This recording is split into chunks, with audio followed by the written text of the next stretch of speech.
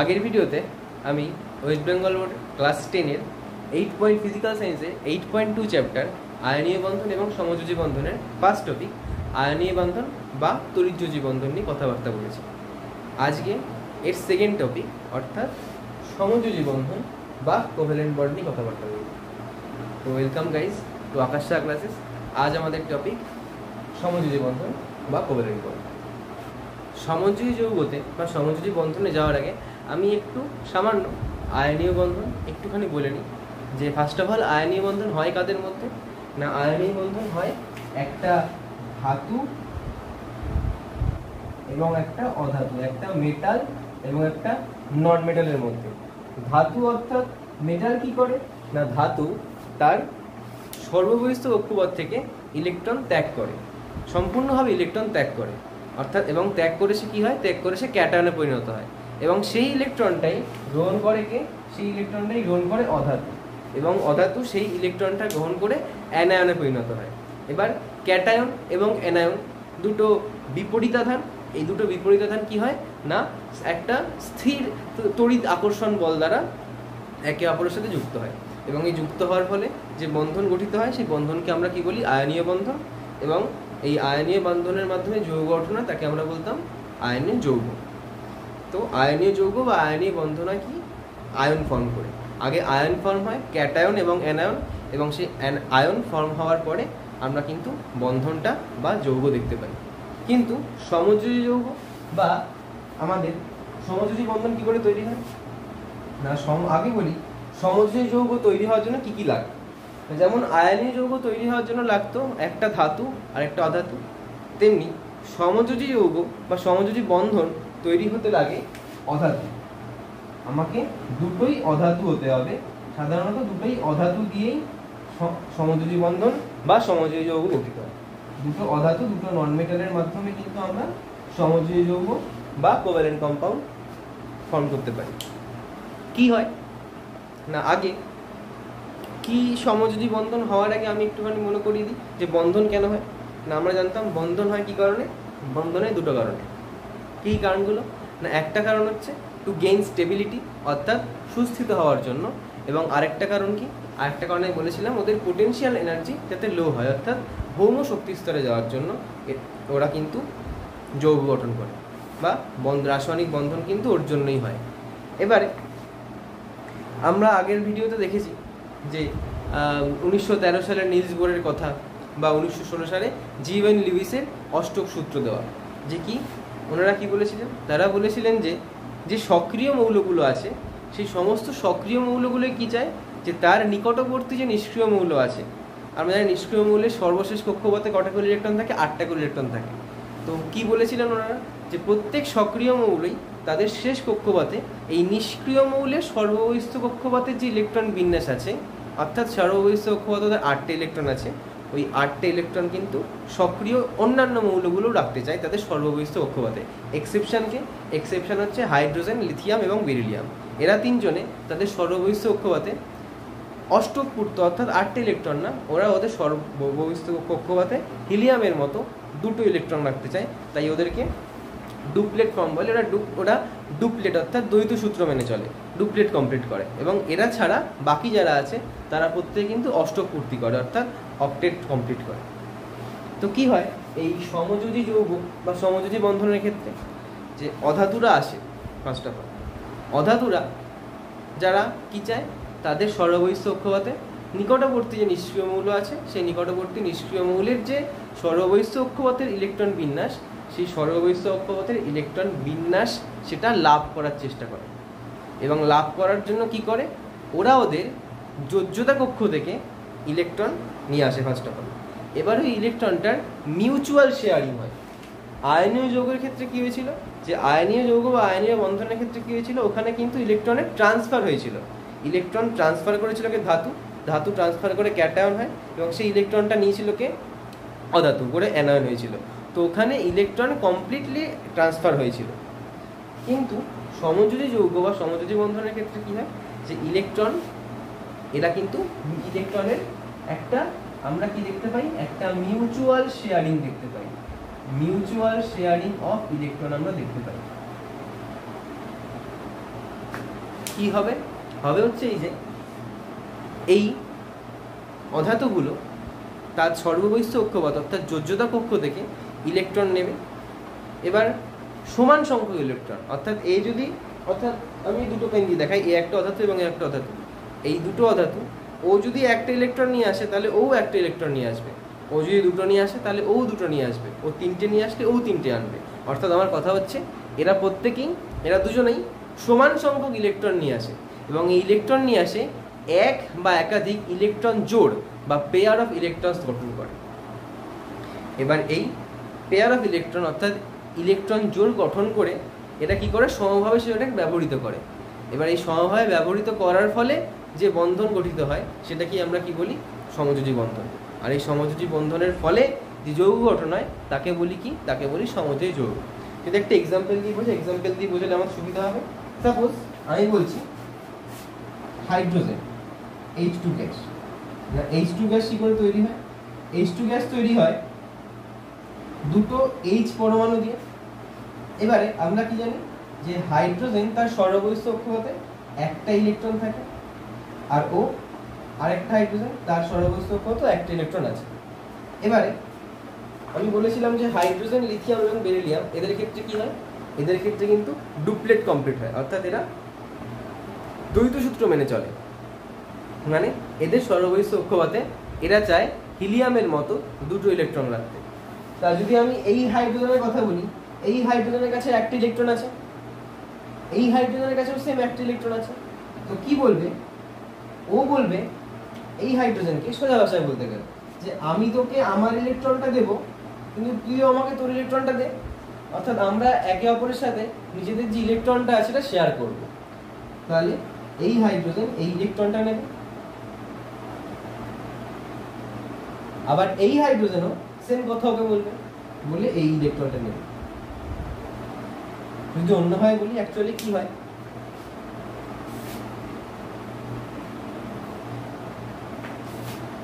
এই হাইড্রোজেনের নিউক্লিয়াস আর তার কক্ষপথে একটা ইলেকট্রন আছে, এখানেও আরেকটা হাইড্রোজেন যার নিউক্লিয়াস এবং তার কক্ষপথে আরেকটা ইলেকট্রন আছে। তো কি হয়? এই ইলেকট্রনটা শেয়ার হয়, ইলেকট্রনটা শেয়ারিং হয়ে যায় একে অপরের সাথে। অর্থাৎ এখন এই হাইড্রোজেনটা এই ইলেকট্রনটা এই পথে এই দিকে হতে পারে, তেমনি এই ইলেকট্রনটাও এই পথে এই দিকে আসতে পারে। তাহলে এই ইলেকট্রনটা, সাপোজ এই হাইড্রোজেনের কথা, এই হাইড্রোজেন তাহলে ওর নিজের ইলেকট্রনটাও আছে, আর এই পাশের যে হাইড্রোজেনটা ছিল তার যে ইলেকট্রনটা ছিল সেই ইলেকট্রনটাও কিন্তু এখন ওর কক্ষপথে আসতে পারছে। এর ক্ষেত্রেও সেম। এইভাবে এই পথে ইলেকট্রনের শেয়ার হয়, ইলেকট্রন জোড় গঠন হয়, ইলেকট্রনের শেয়ার হয়। আর এই ইলেকট্রনের শেয়ার হওয়ার ফলে যে বন্ধন গঠিত হয় সেই বন্ধনকে আমরা কি বলি? সমযোজী বন্ধন বা কোভ্যালেন্ট বন্ড। আর এই সমযোজী বন্ধনের ফলে যে যৌগ গঠন হয় তাকেই আমরা কি বলি? সমযোজী যৌগ বা কোভ্যালেন্ট কম্পাউন্ড।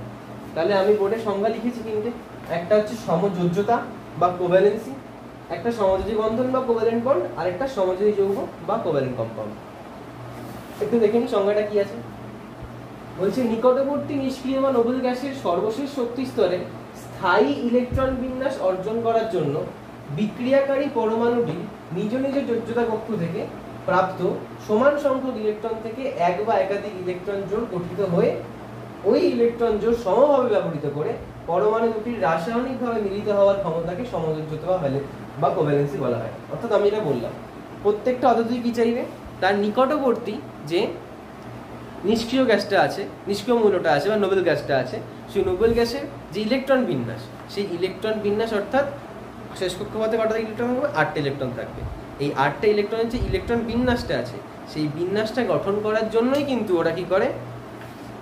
যে ওদের সর্ববহিস্থ কক্ষপথ বা নিজ নিজের যোজ্যতা কক্ষ থেকে প্রাপ্ত সমান সংখ্যক, এটা আমি বলেছিলাম, যদি ও একটা ছাড়ে তাহলে ও একটা ছাড়বে না, প্রথমে কাছাকাছি আসবে, এই একটা ইলেকট্রন নিয়ে কাজ হবে। এখানে ছাড়ার গল্প কিন্তু একদম আইনিয়তে, যে ও একজন ইলেকট্রন ছেড়ে দেবে আর সেই ইলেকট্রনটাও নিয়ে নেবে। কিন্তু এখানে কি হবে? ইলেকট্রন ছাড়াছাড়ি হবে না, এখানে ইলেকট্রনের শেয়ার হবে। যদি ও একটা করে তাহলে ও একটা করবে, ও দুটো করলে ও দুটো, ও তিনটে করলে ও তিনটে। তাহলে সমান সংখ্যক ইলেকট্রন থেকে এক বা একাধিক ইলেকট্রন জোড় হয়। ইলেকট্রনের জোড় বা পেয়ারটা কিন্তু একটাও হতে পারে, দুটোও হতে পারে, তিনটেও হতে পারে। তো ইলেকট্রন জোড় গঠিত হয়ে এবার ওই ইলেকট্রন জোড় সমভাবে ব্যবহৃত করে পরমাণু দুটোর রাসায়নিকভাবে যে মিলিত হওয়ার ঘটনা, যে ক্ষমতা, সেই ক্ষমতাকে আমরা বলি কোভ্যালেন্সি বা সমযোজ্যতা। এবারে এরূপ ইলেকট্রন জোড় পরমাণু দুটির মধ্যে সমভাবে ব্যবহৃত হয়ে সৃষ্ট রাসায়নিক বন্ধনকে, মানে এভাবে যে ইলেকট্রন জোড়টা মানে ইলেকট্রনটা শেয়ার হওয়ার ফলে যে বন্ধনটা কোনটা হবে, ওই বন্ধনটাকে আমরা কি বলবো, সমযোজী বন্ধন বা কোভ্যালেন্ট বন্ধন। আর এই সমযোজী বন্ধন হওয়ার ফলে যে উৎপন্ন যৌগ সেটাকে আমরা কি বলি, সমযোজী যৌগ বা কোভ্যালেন্ট কম্পাউন্ড। তাহলে এই গেল সমযোজ্যতা, সমযোজী বন্ধন এবং সমযোজী যৌগের সংজ্ঞা। এবারে আমরা দেখব যে সমযোজী যৌগ, সমযোজী বন্ধন কয় প্রকারের হয়। আশা করি সমযোজী যৌগ বোঝা গেছে, সমযোজী কাকে বলে, সমযোজী বন্ধন কাকে বলে এবং সমযোজ্যতা কাকে বলে। তাহলে সমযোজী যৌগ হয় কার মধ্যে, আগে সমযোজী বন্ধন হয় কার মধ্যে না, সমযোজী বন্ধন হয় কিন্তু দুটো অধাতুর মধ্যে, এবং এই অধাতুর মধ্যে কি হয়, ইলেকট্রন শেয়ার হয়। ইলেকট্রন শেয়ার হওয়ার ফলে যে পেয়ার অফ ইলেকট্রন অর্থাৎ ইলেকট্রনের জোড় ফর্ম হয়, সেটা একটা ইলেকট্রনের জোড় হতে পারে বা একাধিক হতে পারে। ওই ইলেকট্রন জোড় গঠনের মাধ্যমে যে বন্ধন তৈরি হয়, সেই বন্ধনকে আমরা কি বলি, সমযোজী বন্ধন। আর সমযোজী বন্ধনের ফলে যে যৌগ গঠন হয় তাকেই আমরা কি বলবো, সমযোজী যৌগ। তাহলে এখন আমরা দেখে নেব সমযোজী বন্ধনের প্রকারভেদ। না, সমযোজী বন্ধন কয় প্রকারের হয়, সমযোজী বন্ধন 3 প্রকারের হয়। তাহলে 1 নম্বর কি, যে সমযোজী এক বন্ধন। সমযোজী এক বন্ধন যেটাকে আমরা ইংলিশে কি বলি, সমযোজী এক বন্ধনকে আমরা ইংলিশে বলি সিঙ্গেল বন্ড।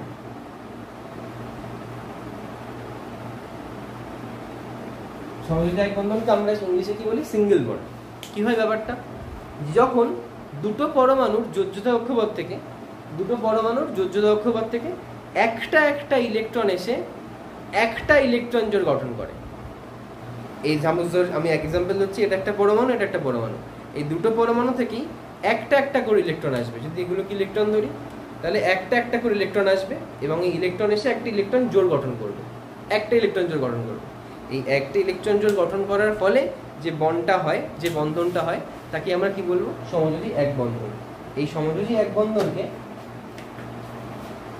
এরকম একটা সিঙ্গেল দাগ দিয়ে দেখানো হয়, একটা সিঙ্গেল দাগ, এটা বন্ধন অর্থাৎ বন্ডের দাগ।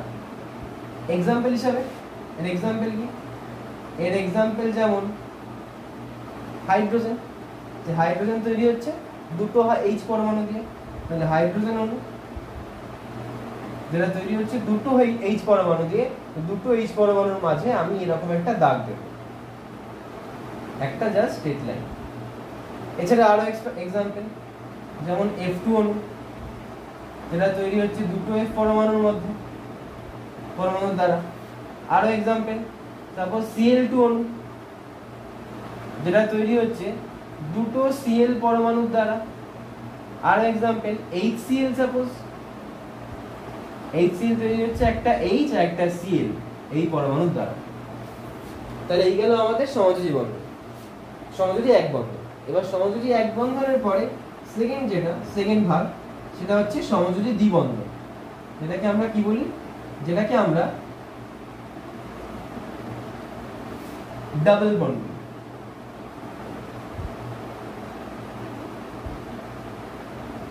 কি হয়, যখন দুটো পরমাণু থেকে সমান সংখ্যক অর্থাৎ দুটো করে ইলেকট্রন এসে দুটো ইলেকট্রন জোড় তৈরি করে। এই দুটো ইলেকট্রন জোড় হওয়ার ফলে যে বন্ধনটা হয় সেটাকে আমরা বলবো সমযোজী দ্বিবন্ধন। আর এই সমযোজী দ্বিবন্ধনকে দেখানো হয় কিভাবে, সমযোজী দ্বিবন্ধনকে দেখানো হয় এরকম দুটো প্যারালাল স্ট্রেট লাইনের মাধ্যমে। এরকম দুটো প্যারালাল স্ট্রেট লাইনের মাধ্যমে আমরা সমযোজী দ্বিবন্ধনকে দেখাই। এক্সাম্পল, সাপোজ এক্সাম্পল দিচ্ছি, অক্সিজেন অণু, O2 অণু, যেটা তৈরি হবে দুটো অক্সিজেনের মধ্যে ডাবল বন্ড, অর্থাৎ দুটো অক্সিজেনই তার যোজ্যতা কক্ষপথ থেকে দুটো করে ইলেকট্রন ত্যাগ করে না, ইলেকট্রন নিয়ে দুটো করেই আমাদের ইলেকট্রন জোড় পেয়ার, ইলেকট্রনের জোড় অর্থাৎ পেয়ার অফ ইলেকট্রন তৈরি করে। আর এই ইলেকট্রন পেয়ার তৈরি হওয়ার ফলে, দুটো ইলেকট্রন পেয়ার তৈরি হওয়ার ফলে দুটো বন্ধন তৈরি হয়, দুটো বন্ধন সমযোজী বন্ধন তৈরি হয়। আর আমরা তাকে দেখাই এরকম দুটো দাগ দিয়ে। আর লাস্ট পার্ট, আচ্ছা এছাড়া একটা এক্সাম্পল, সাপোজ CO2 অণু,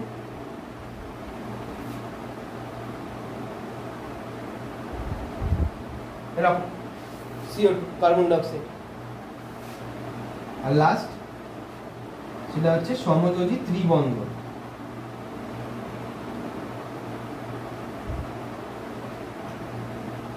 যেটাকে আমরা ট্রিপল বন্ড বলি।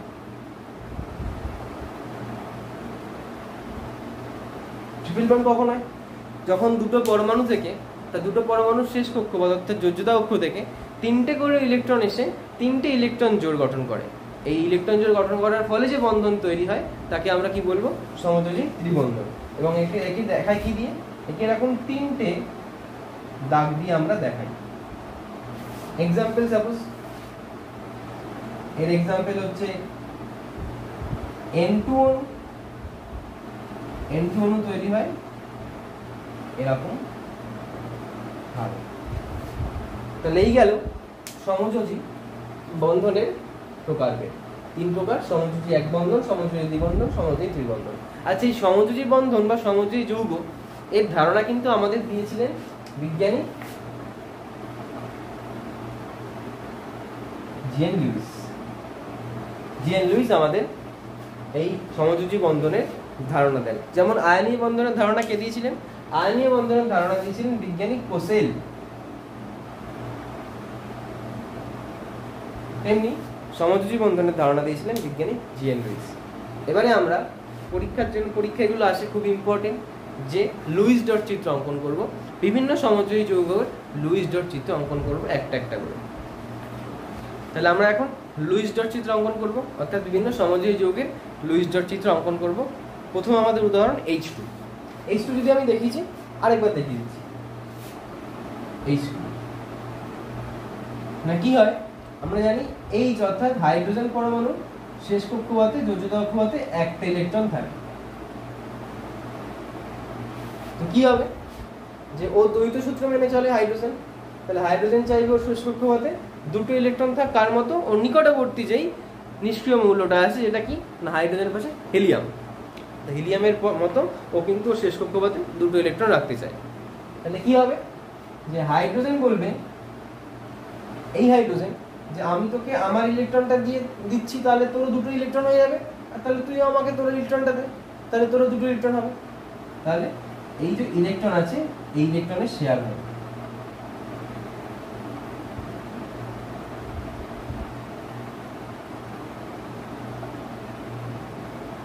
তাহলে এখন এই হাইড্রোজেনের কাছে ওর ইলেকট্রনটাও আছে, তার সাথে এই পাশের হাইড্রোজেন পরমাণুর ইলেকট্রনটাও আছে, তো ওর হয়ে গেল দুটো। তেমনি এটার ওরটাও আছে, পাশেরটাও আছে, তাহলে ওরও হয়ে গেল দুটো, অর্থাৎ ওর ডুপ্লেট ফর্মেশন কমপ্লিট হয়ে গেল। তাহলে এইভাবেই কিন্তু কি হয়, এইভাবেই আমরা হাইড্রোজেনকে দেখতে পাই, হাইড্রোজেন অণু অর্থাৎ H2 কে দেখতে পাই। তাহলে এই গেল প্রথম উদাহরণ H2। সেম নেক্সট আমাদের কি হবে? F2 ফ্লুরিন অণু। সেকেন্ড এক্সাম্পল F2 অণু, যে আমরা জানি F পরমাণুর কক্ষপথে টোটাল ইলেকট্রন কটা থাকে? না, টোটাল ইলেকট্রন থাকে 9টা। তাহলে ওর ইলেকট্রন বিন্যাস কি হবে? ওর ইলেকট্রন বিন্যাস হবে 2 + 7। সুতরাং ওর শেষ কক্ষপথে 7টা ইলেকট্রন থাকে। আর আমরা জানি কি, এই ফ্লুরিনের নিকটবর্তী নিষ্ক্রিয় মৌল কে আছে? নিকটবর্তী নিষ্ক্রিয় হচ্ছে নিয়ন, যার শেষ কক্ষপথে 8টা ইলেকট্রন, 2 + 8 টোটাল 10টা ইলেকট্রন থাকে নিয়নের। তাহলে ফ্লুরিন কি চাইবে? ফ্লুরিন চাইবে ওরও শেষ কক্ষপথে নিয়নের মতো 8টা ইলেকট্রন থাকুক। তো কি হয় দেখি, যে ফ্লুরিন যার শেষ কক্ষপথে 7টা ইলেকট্রন, সাপোজ 1টা 2টো 3টে 4টে 5টা 6টা এই 7টা, আর এই একটা ফ্লুরিন যার শেষ কক্ষপথে 7টা ইলেকট্রন।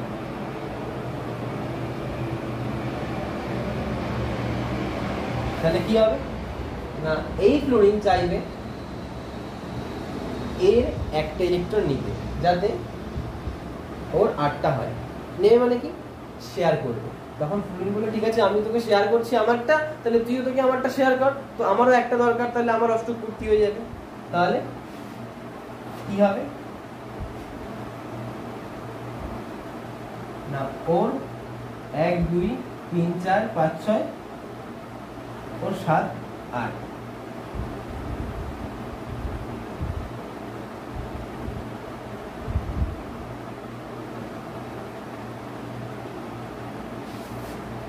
তাহলে এই ফ্লোরিন দুটো নিজেদের মধ্যে ও একটা ইলেকট্রন শেয়ার করেছে, ও একটা ইলেকট্রন শেয়ার করেছে।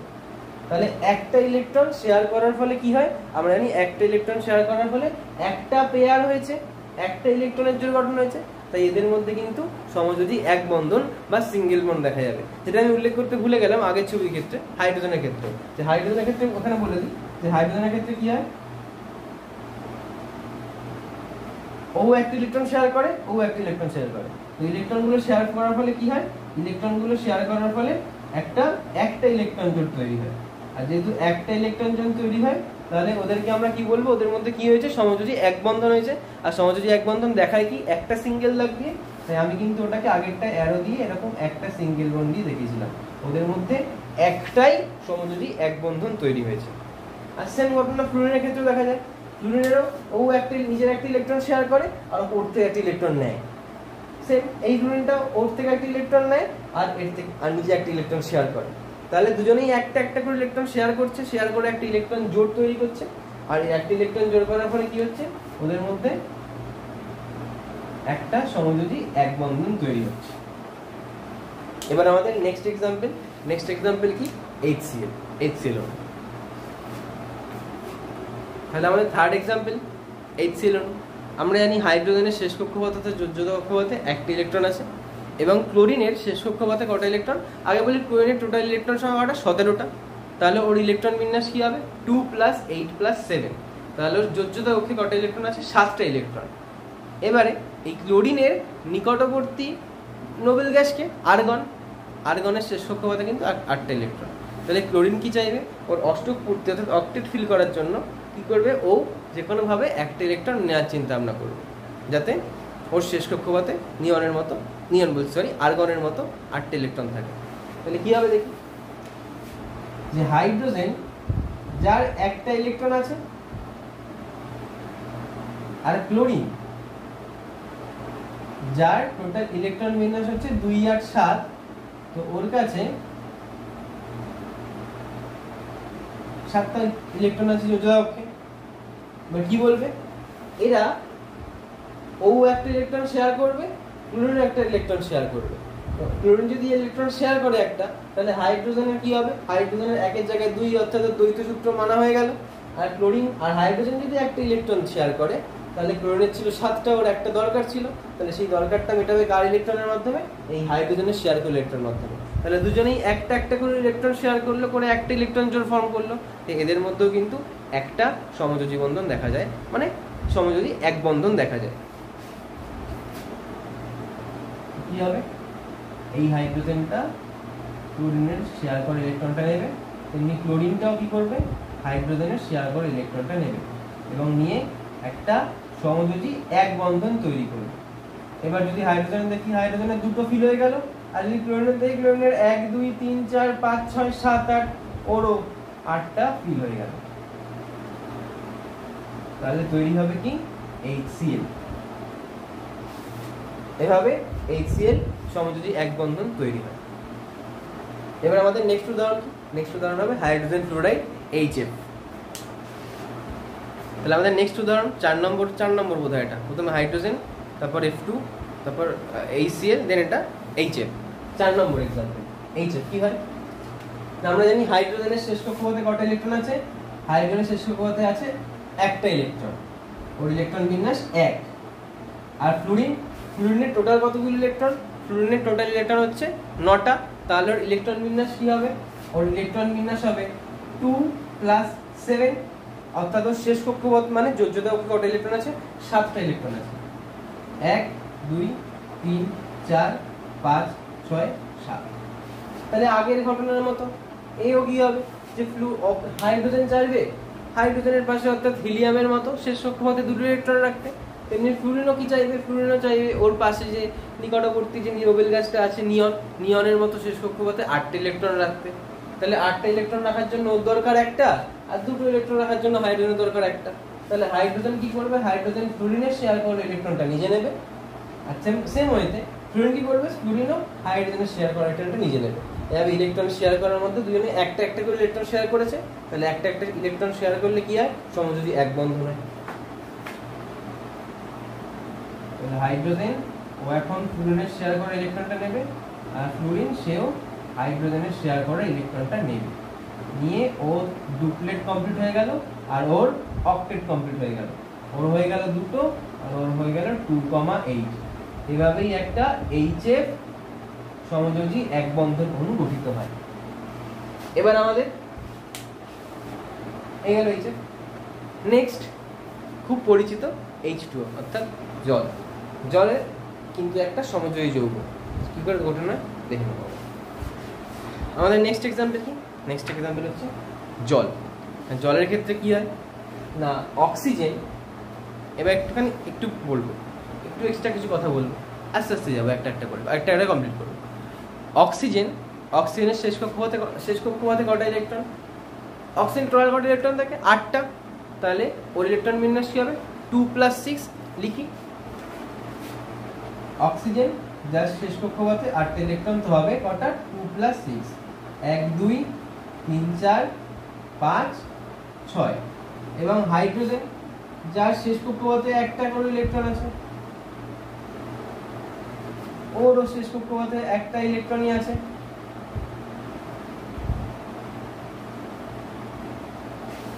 তাহলে অক্সিজেন কি চাইবে? অক্সিজেন চাইবে ওর পার্শ্ববর্তী নোবেল গ্যাসকে নিয়নের মতো শেষ কক্ষপথে 8টা ইলেকট্রন রাখার। তেমনি হাইড্রোজেনও কি চাইবে? ওর শেষ কক্ষপথে হিলিয়ামের মতো 2টো ইলেকট্রন রাখার। তো এই হাইড্রোজেন এই অক্সিজেনের এই শেয়ার করে ইলেকট্রনটা নেবে, তেমনি এই হাইড্রোজেনও অক্সিজেনের এই শেয়ার করে ইলেকট্রনটা নেবে, আর সেম যাতে ওদের ডুপ্লেট ফর্ম হয়ে যায়। আর সেম ওইতে কিন্তু অক্সিজেনও ওর কাছে আছে 1 2 3 4 5 6 6টা, ওর থেকে একটা ইলেকট্রন শেয়ার নেবে 7টা, আর এর থেকে একটা ইলেকট্রন শেয়ার নেবে, হয়ে গেল অক্সিজেনের 8টা ইলেকট্রন। তাহলে কি হবে? কি করে রেজাল্টটা হচ্ছে না, এই অক্সিজেন 1 2 3 4, আচ্ছা এটা একটু অন্যভাবে দেখেন, 1 2 3 4,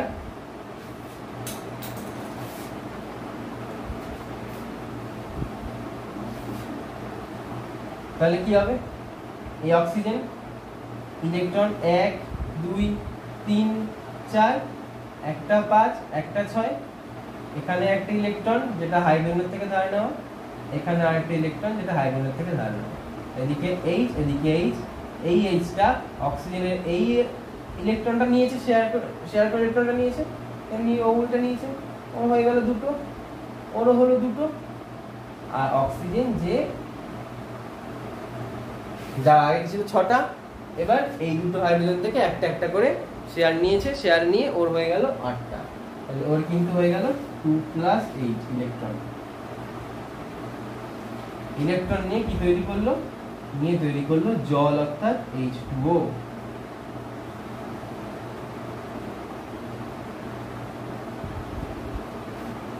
উল্লেখযোগ্য বিষয়, এখানে কি বন্ধন গঠিত হয়েছে? আমি যদি দেখি বন্ধন গঠিত হয়েছে কিন্তু এক বন্ধন, তাই আমি একটা দাগ দিয়ে দেখেছি। কেন? কারণ এই হাইড্রোজেন এবং অক্সিজেন দুজনেরই একে অপরের সাথে একটা করে ইলেকট্রন শেয়ার করেছে, এখানেও একে অপরের সাথে একটা করে ইলেকট্রন শেয়ার হয়েছে। তাহলে একটা করে ইলেকট্রন শেয়ারের হওয়ার ফলে এদের মধ্যে কিন্তু সমযোজী এক বন্ধনই তৈরি হয়েছে। কিন্তু কতগুলো সমযোজী এক বন্ধন তৈরি হয়েছে? বন্ধন সংখ্যা কটা? একটা, দুটো বন্ধন তৈরি হয়েছে। ঠিক আছে, এটা গেল আমার ফার্স্ট কথা। এবার সেকেন্ড কথা, এখানে যে অক্সিজেন, এই অক্সিজেনকে বলা হয় কেন্দ্রীয় পরমাণু।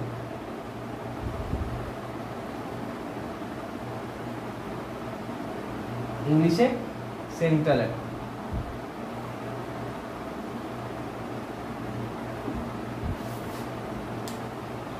তাহলে এখন প্রসঙ্গত বলি সেন্ট্রাল অ্যাটম বা কেন্দ্রীয় পরমাণু কি? সংখ্যায় বলছি, কেন্দ্রীয় পরমাণু হওয়ার কিছু শর্ত থাকে। শর্তটা কি? যে 1 নম্বর শর্ত, কেন্দ্রীয় পরমাণু সেই হবে যার তড়িৎ ঋণাত্মকতা বা ইলেকট্রোনেগেটিভিটি কম।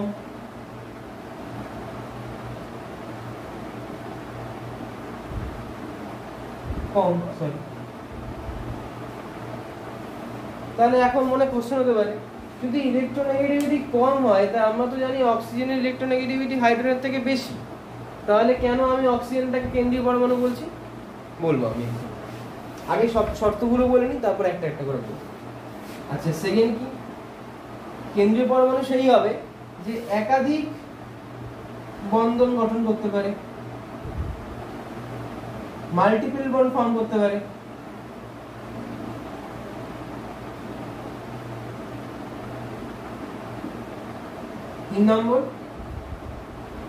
তিন নম্বর শর্ত হচ্ছে যার অ্যাটমিক নাম্বারটা বেশি, আর অ্যাটমিক নাম্বার বেশি হওয়া মানে কি, সাইজটা বেশি, অর্থাৎ পরমাণুর আকারটা বেশি।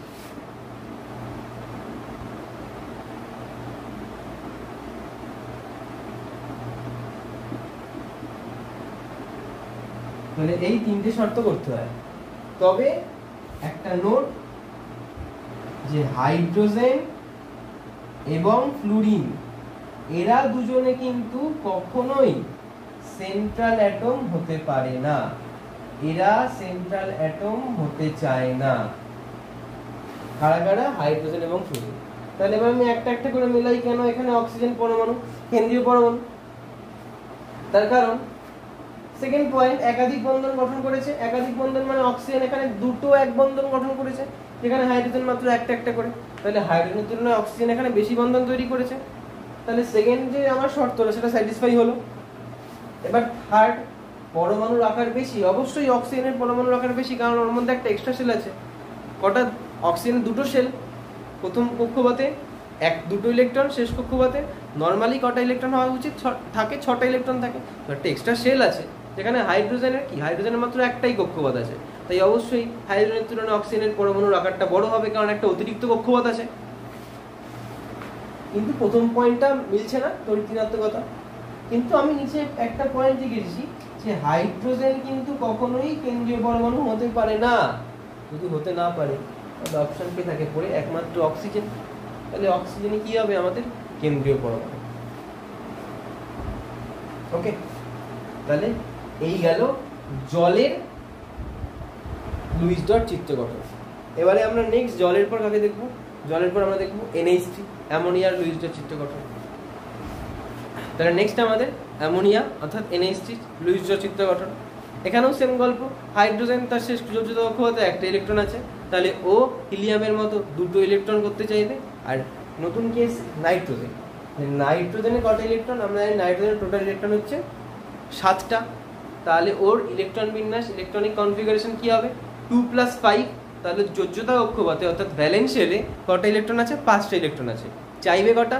নিকটবর্তী নোবেল গ্যাসকে, নিয়ন, তো নিয়নের মতো 8টা ইলেকট্রন করতে চাইবে। তাহলে কটা ইলেকট্রনের চাহিদা ওর? 3টে ইলেকট্রনের চাহিদা। ওই ইলেকট্রনের চাহিদাটা মেটাবে কে? এই 3টে হাইড্রোজেন, যে একটা একটা করে 3টে ইলেকট্রন শেয়ার করবে, শেয়ার করলে ওর হয়ে যাবে 8টে ইলেকট্রন। চিত্র এখন গঠন করবো।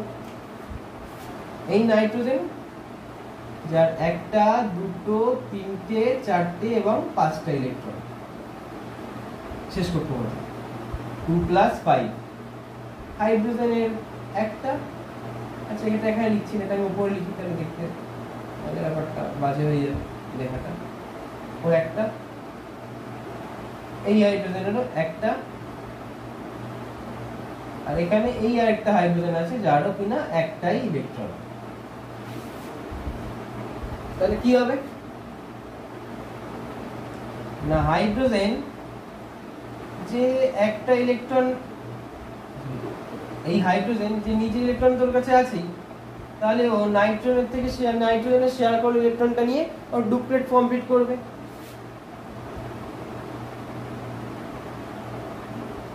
এই হাইড্রোজেনেরও সেম, ইভেন এই হাইড্রোজেনটাও সেম। ওরা শেয়ার করা ইলেকট্রন নিয়ে ডুপ্লেট ফর্ম করলো, আর এর ফলে ইলেকট্রন শেয়ার করার ফলে নাইট্রোজেনের সুবিধা হয়ে গেল। নাইট্রোজেনেরও 1টা 2টো 3টে 4টে 5টা 6টা 7টা 8টা। তাহলে নাইট্রোজেনেরও কিন্তু 8টা ইলেকট্রন, অর্থাৎ অক্টেট রুল ও মেনে নিতে পারলো, ওরও অষ্টক পূর্তি হলো। তাহলে এর ফলে কি হয়?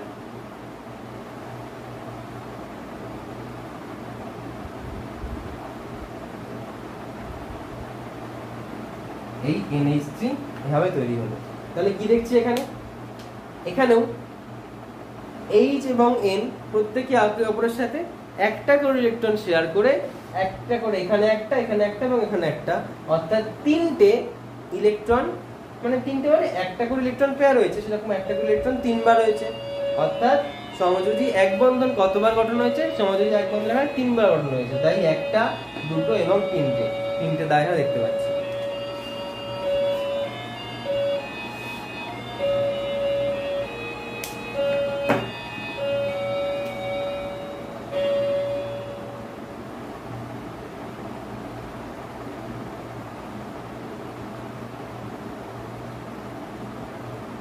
এই ক্ষেত্রে নাইট্রোজেনকে কিন্তু আমরা কেন্দ্রীয় পরমাণু বলবো, কারণ একটা একটা করে যদি শর্ত দেখি তাহলে হাইড্রোজেনকে বলতে পারবো না কেন্দ্রীয় পরমাণু, অলরেডি বলে রেখেছি, তাহলে প্রথম দিক থেকে চলে গেল। আচ্ছা, আকার নাইট্রোজেনের অবশ্যই বেশি, একটা এক্সট্রা শেল আছে 2+5। আচ্ছা, আর তড়িৎ-ঋণাত্মকতা, হ্যাঁ এখানেও তড়িৎ-ঋণাত্মকতার একটা কেস থাকে, তড়িৎ-ঋণাত্মকতা এখানেও নাইট্রোজেনের বেশি, কিন্তু তা সত্ত্বেও কিন্তু হাইড্রোজেন যেহেতু কেন্দ্রীয় পরমাণু হতে পারবে না, তাই অবশ্যই নাইট্রোজেন কেন্দ্রীয় পরমাণু।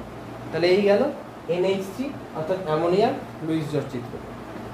তাহলে আমরা একটা একটা করে সমযোজী এক বন্ধন কিন্তু অনেকগুলো দেখলাম। যেমন প্রথমে দেখেছিলাম H2 সমযোজী এক বন্ধন, F2 সমযোজী এক বন্ধন, HCl সমযোজী এক বন্ধন, H2O অর্থাৎ জল, এরও সমযোজী এক বন্ধন হয়েছিল, কিন্তু কতগুলো হলো? দুটো হলো। একটা একটা করে ওরাও কিন্তু ইলেকট্রন পেয়ার গঠন করেছে, কিন্তু এরকম দুটো ইলেকট্রন পেয়ার তৈরি, মানে একটা একটা করে দুটো টোটাল তৈরি হয়েছে, বন্ধন সংখ্যা হয়েছে 2। তেমনি NH3 তে এখানেও সমযোজী এক বন্ধন হয়েছে, কিন্তু কতগুলো হয়েছে? তিনটে হয়েছে, তিনটে সমযোজী এক বন্ধন, মানে বন্ধন সংখ্যা এখানে 3। এবার আমার নেক্সট এক্সাম্পল কি? O2 অক্সিজেন অণু গঠন। নেক্সট এক্সাম্পল অক্সিজেন অণু গঠন। যে অক্সিজেন কি জানি আমরা? অক্সিজেন টোটাল ইলেকট্রন 8টা, তাহলে ওর শেষ কক্ষপথে 2 + 6 অর্থাৎ 6টা ইলেকট্রন আছে যোজ্যতা কক্ষপথে। তাহলে ওর চাই কটা? ওর পার্শ্ববর্তী নোবেল গ্যাসকে নিয়নের মতো ওরও চাই শেষ কক্ষপথে 8টা ইলেকট্রন রাখার। তাহলে ছবি আঁকি একেবারে ডিরেক্ট। অক্সিজেন 1 2 3 4 5 6 2,6। আরেকটা অক্সিজেন, তার 1 2 3 4 5 6। কি হচ্ছে? যে এই অক্সিজেনটা ওর কাছে অলরেডি 6টা তো আছে,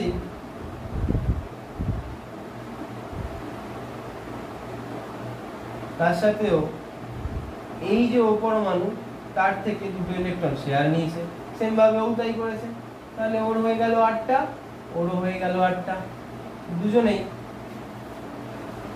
অক্টেট কমপ্লিট করে দিল, অষ্টক পূর্তি হয়ে গেল। কিন্তু উল্লেখযোগ্য বিষয় এখানে কি? অক্সিজেন দুটোই, এই অক্সিজেনও দুটো ইলেকট্রন শেয়ার করেছে, তেমনি এই অক্সিজেনও দুটো ইলেকট্রন শেয়ার করেছে। এর আগে যতগুলো উদাহরণ আমরা দেখেছি প্রত্যেকে একটা করে ইলেকট্রন শেয়ার করছিল, কিন্তু এখানে এখন দুটো করে ইলেকট্রন শেয়ার হয়েছে। মানে দুটো করে ইলেকট্রন শেয়ার হয়েছে মানে কতগুলো ইলেকট্রন জোড় হলো? দুটো ইলেকট্রন জোড় হয়েছে। আর দুটো ইলেকট্রন জোড় হলে আমরা কি বলি? সমযোজী দ্বিবন্ধন গঠিত হয়েছে। তাহলে আমরা এটাকে কেমন হয়েছে লিখবো? আমরা লিখবো এটাকে এভাবে,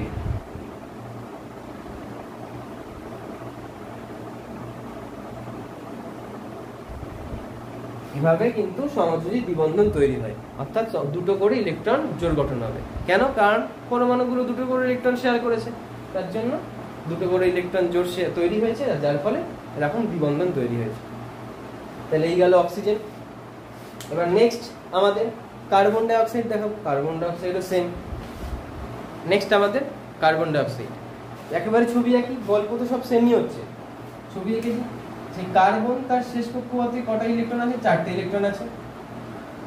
আর অক্সিজেন যার কিনা কটা আছে? 1টা 2টো 3টে 4টে 5টা 6টা।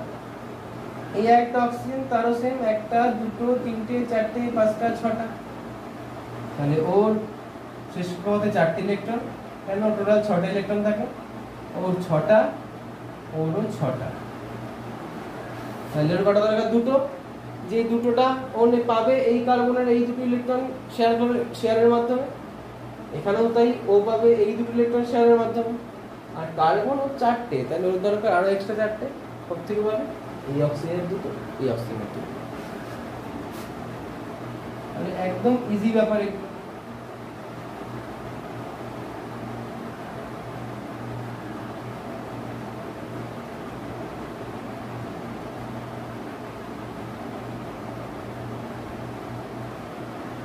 এই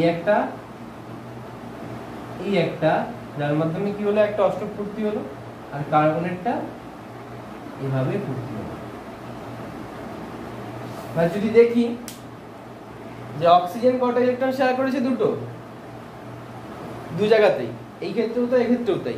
তেমনি কার্বনও কিন্তু দুটো করে ইলেকট্রন শেয়ার করেছে, আর দুটো করে ইলেকট্রন শেয়ার করলে কটা ইলেকট্রন জোড় তৈরি হবে, এই যে একটা, দুটো ইলেকট্রন জোড় তৈরি হয়েছে। আর ইলেকট্রন জোড় দুটো তৈরি হয়েছে মানে এটা কি বন্ধন, সমযোজী দ্বিবন্ধন।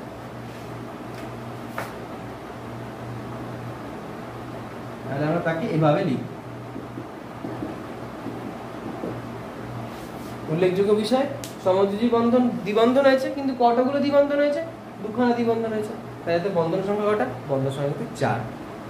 তাহলে এই গেল দ্বিবন্ধন, সমযোজী দ্বিবন্ধন। আমি একটা বলেছিলাম সমযোজী বন্ধন কয় প্রকার, 3 প্রকার। সমযোজী এক বন্ধন, সমযোজী দ্বিবন্ধন, সমযোজী ত্রিবন্ধন। সমযোজী এক বন্ধনের অনেকগুলো এক্সাম্পল দেখালাম লুইস ডট স্ট্রাকচার করে। সমযোজী দ্বিবন্ধনের দুটো দেখালাম। এবার সমযোজী ত্রিবন্ধন এক্সাম্পল দিয়েছিলাম আমি N2, তাহলে এখন আমি N2 লুইস ডট স্ট্রাকচার গঠন করব। দেখি নেক্সট এক্সাম্পল N2। তাহলে আমাদের নেক্সট এক্সাম্পল কি, N2 নাইট্রোজেনের অণু লুইস ডট স্ট্রাকচার গঠন করে। নাইট্রোজেনের শেষ কক্ষপথে কত ইলেকট্রন, না 5টা ইলেকট্রন। কেন, টোটাল ইলেকট্রন 7টা, তো ইলেকট্রন বিন্যাস কি হবে 2 + 5। তো ও কি চাইবে, 7টা মানে ওর আর কটা দরকার, 5টা মানে ওর কটা দরকার, 5টা মানে 2 + 5 5। তাহলে শেষ কক্ষপথে 5টা ইলেকট্রন আছে, তাহলে 5টা মানে কটা দরকার, 3টে। তাহলে ওর 3টে ইলেকট্রন দরকার, 3টে ইলেকট্রন হলে অষ্টক পূর্তি করতে পারবে। তাহলে দেখি কি করে করবে, যে নাইট্রোজেন যার শেষ কক্ষপথে কটা ইলেকট্রন, না 5টা ইলেকট্রন। কেন, 2 + 5, এই হচ্ছে ইলেকট্রন বিন্যাস। আর আরেকটা নাইট্রোজেন, তারও শেষ কক্ষপথে 5টা ইলেকট্রন থাকবে। দুজনেরই 3টে করে ইলেকট্রনের ঘাটতি, তাহলে 3টে করে ইলেকট্রন দুজনেই শেয়ার করবে, যার ফলে দুজনেরই অষ্টক পূর্তি হবে। তাহলে কি হবে দেখি ছবিটা।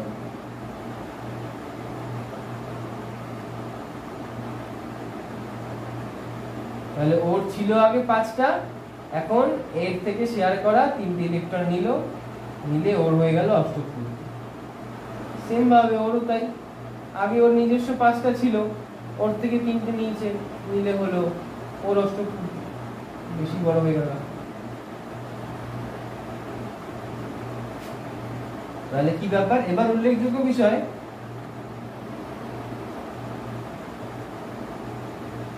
এই এন এবং এই এন দুটোই তাদের শেষ কক্ষপথ থেকে কটা করে ইলেকট্রন শেয়ার করেছে, মানে আছে তো 5টা, কিন্তু শেয়ার করলো কটা, দুজনে 3টে করে।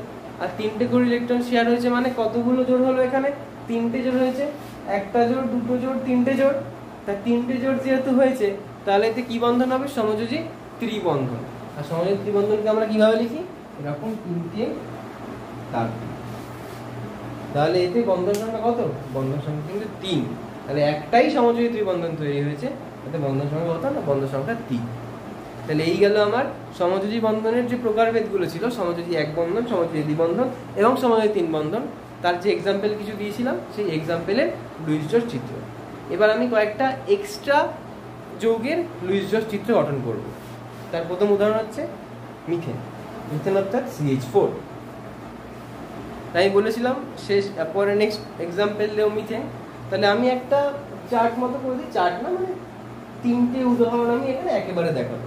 একটা হচ্ছে মিথেন CH4, একটা করে দেখানোর থেকে 3টে একেবারে দেখায়, একেবারে কাছে হয়ে যায়। মিথেন CH4, C2H4 যার নাম হচ্ছে ইথিলিন বা একে ইথিনও বলে, আর নেক্সট হচ্ছে C2H2 যাকে অ্যাসিটিলিন বা ইথাইনও বলা হয়। তাহলে আমরা একে একে এই 3টে যৌগের লুইস ডট পিকচার গঠন করি। তা প্রথম হচ্ছে আমাদের মিথেন। মিথেনের সংকেত কি, CH4। তাহলে দেখি যে কার্বন তার শেষ কক্ষপথে 4টে ইলেকট্রন, ওর চাহিদা আরো 4টে, কে কার থেকে শেয়ার নেবে, 4টে শেয়ার করার জন্য তো 4খানা হাইড্রোজেন পড়ে আছে, কারণ আমরা তো জানি হাইড্রোজেনের 4টে করে ইলেকট্রন আছে শেয়ার দেওয়ার জন্য, মানে একটা করে 4টে। আর সেম ঘটনা হাইড্রোজেনের ক্ষেত্রে হবে, হাইড্রোজেনেরও ও একটা হাইড্রোজেন একটা ইলেকট্রনকে নেবে, একটা ইলেকট্রনকে নিলে কি হবে, ওর দ্বৈত সূত্র মানা হয়ে যাবে। তাহলে ও নিল দ্বৈত সূত্রের জন্য একটা, এ নিল এই ইলেকট্রনটা শেয়ার, এই নিল এই ইলেকট্রনটা শেয়ার, আর এ নিল এই ইলেকট্রনটা শেয়ার। আর কার্বন যার 4টে ছিল, দরকার ছিল 4টে, সে চারটে এই হাইড্রোজেনগুলো থেকে নিয়ে নিল। তাহলে এইভাবে কিন্তু লুইস ডট ফর্ম করলো। তাহলে এই ছবিটা কি হবে, যে কার্বন একটা ইলেকট্রন যে তৈরি হয়েছে এখানে, কারণ একটা করে ইলেকট্রন শেয়ার করেছে এইটার সাথে, তাহলে একটা দাগ দেব দিয়ে এইচ, এখানেও সেম, এখানেও সেম, এখানেও সেম। তাহলে আমার এই ছবিতে কি হয়েছে না, যে ইলেকট্রন যে আমি সিএইচ করে যে স্ট্রাকচার পেলাম, এই সিএইচ করে স্ট্রাকচার, এটা কিন্তু একটা যে বন্ধনটা কি একটা করে ইলেকট্রন শেয়ারের ফলে হয়েছে, একটা ইলেকট্রন শেয়ার করেছে মানে একটা ইলেকট্রন যে তৈরি হয়েছে, মানে কি এটা সমযোজী এক বন্ধন। কিন্তু টোটাল বন্ধন সংখ্যা কটা, একটা দুটো তিনটে চারটে, এক বন্ধন কিন্তু বন্ধন সংখ্যা চারটে। কেন, চারটে হাইড্রোজেন আছে মানে চারটে, মানে চারবার ইলেকট্রন শেয়ার করেছে একটা একটা করে, তার জন্য চারটে বন্ধন সংখ্যা। এবার নেক্সট কি C2H4, দেখি কি হবে স্ট্রাকচার।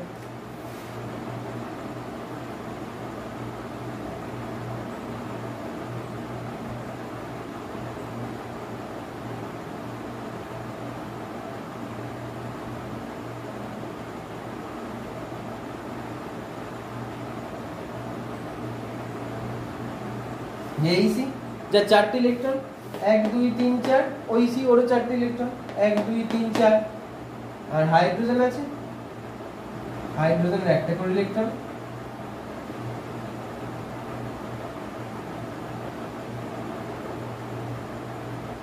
তাহলে এই হাইড্রোজেন চাইবে একটা ইলেকট্রন শেয়ার নিতে, ও চাইবে এই শেয়ার নিতে, এই চাইবে এই ইলেকট্রনের শেয়ার নিতে, আর এই ইলেকট্রন এইটাও চাইবে এই ইলেকট্রনের শেয়ার নিতে।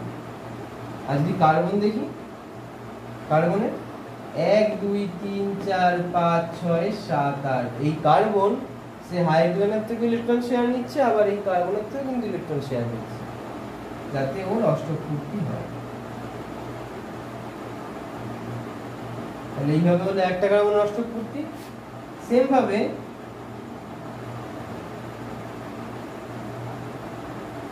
এই কার্বনের হবে অষ্টপূর্তি। এই ছবি যদি দেখি, তাহলে এই সি, যদি সি আর সি এর মধ্যে দেখি, এদের মধ্যে ইলেকট্রন শেয়ার কটা হচ্ছে, এরা কিন্তু দুটো দুটো করে ইলেকট্রন শেয়ার করছে, মানে এর মধ্যে ইলেকট্রন জোড় কটা, ইলেকট্রন জোড় দুটো। তাহলে ইলেকট্রন জোড় দুটো হলে সি আর সি এর মধ্যে যে বন্ধনটা হবে, সেই বন্ধনটা কি বন্ধন, সেই বন্ধনটা হচ্ছে সমযোজী দ্বিবন্ধন। কিন্তু এরা প্রত্যেকে হাইড্রোজেনের সাথে একটা করে ইলেকট্রন শেয়ার করছিল, তাই প্রত্যেকের হাইড্রোজেনের সাথে একটা করে শেয়ার করার ফলে সমযোজী এক বন্ধন তৈরি হয়। এটা এমন একটা স্ট্রাকচার যেখানে সমযোজী এক বন্ধনও আছে, সমযোজী দ্বিবন্ধনও আছে। টোটাল বন্ধন কটা, 1 2 3 4 5 6, তো বন্ধন সংখ্যা কিন্তু এখানে 6টা। বন্ধন সংখ্যা না, বন্ধন সংখ্যা 6টা, কিন্তু সমযোজী বন্ধন এক বন্ধন কটা, এক বন্ধন হয়েছে 4টে, আর দ্বিবন্ধন হয়েছে একটা।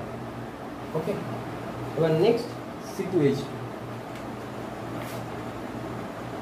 না সি যার শেষ কক্ষপথে চারটে ইলেকট্রন, এই সি যার শেষ কক্ষপথে চারটে ইলেকট্রন, হাইড্রোজেন একটা, হাইড্রোজেন একটা।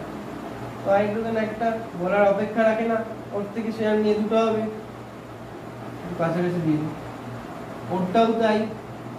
আর এই কার্বন হাইড্রোজেনের থেকেও একটা শেয়ার নেবে, এই কার্বনের থেকে তিনটে শেয়ার নেবে, আর এও তাই, এই কার্বনের থেকে তিনটে শেয়ার নেবে, এই হাইড্রোজেন থেকে একটা শেয়ার নেবে।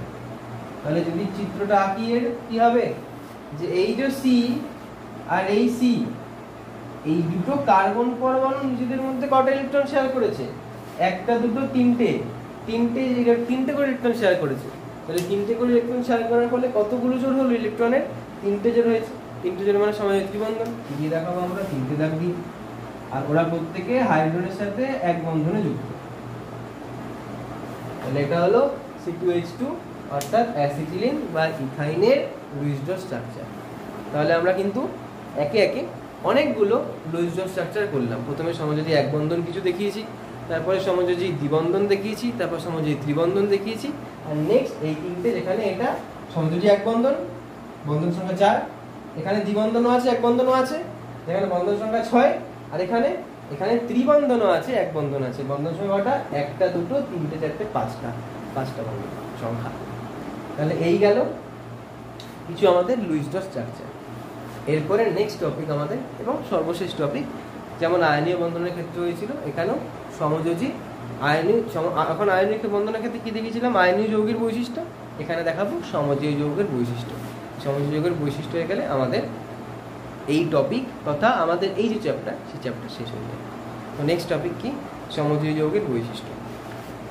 আচ্ছা, তাহলে আমাদের নেক্সট টপিক কি? সমযোজী যৌগের বৈশিষ্ট্য। আমি 5টা পয়েন্ট লিখেছি আগের ভিডিওর মতো। এই ভিডিওতেও এই 5টা পয়েন্ট প্রত্যেকটা মুখে আমি উল্লেখ করে দেবো। তুমি 5টার পরে আরো দুটো বলবো, একটা একটা করে বলি, তারপর দুটো বলবো। প্রথম পয়েন্ট কি লিখেছি? ভৌত অবস্থা, ফিজিক্যাল স্টেট।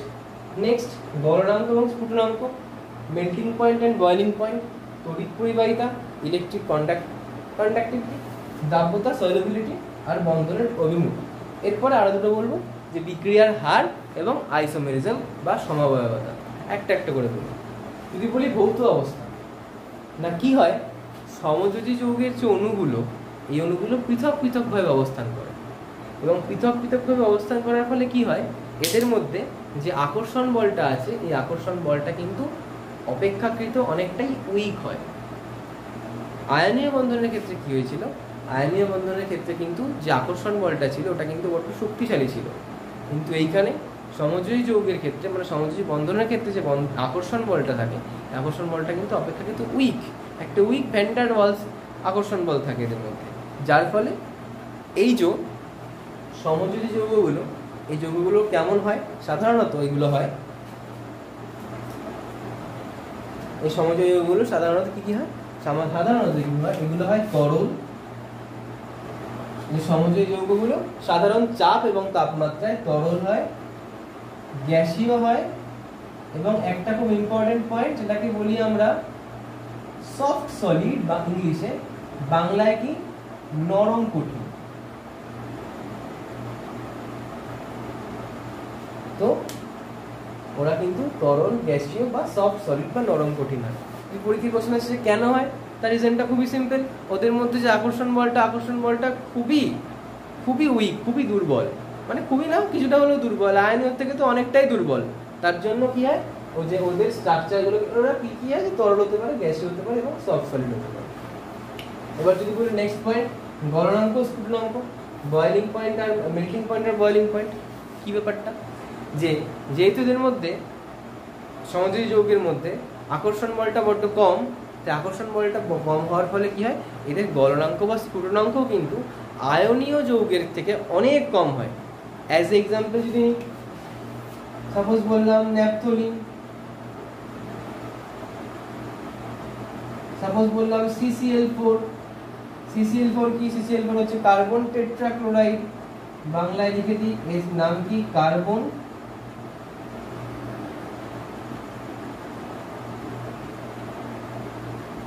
টেট্রাক্লোরাইড।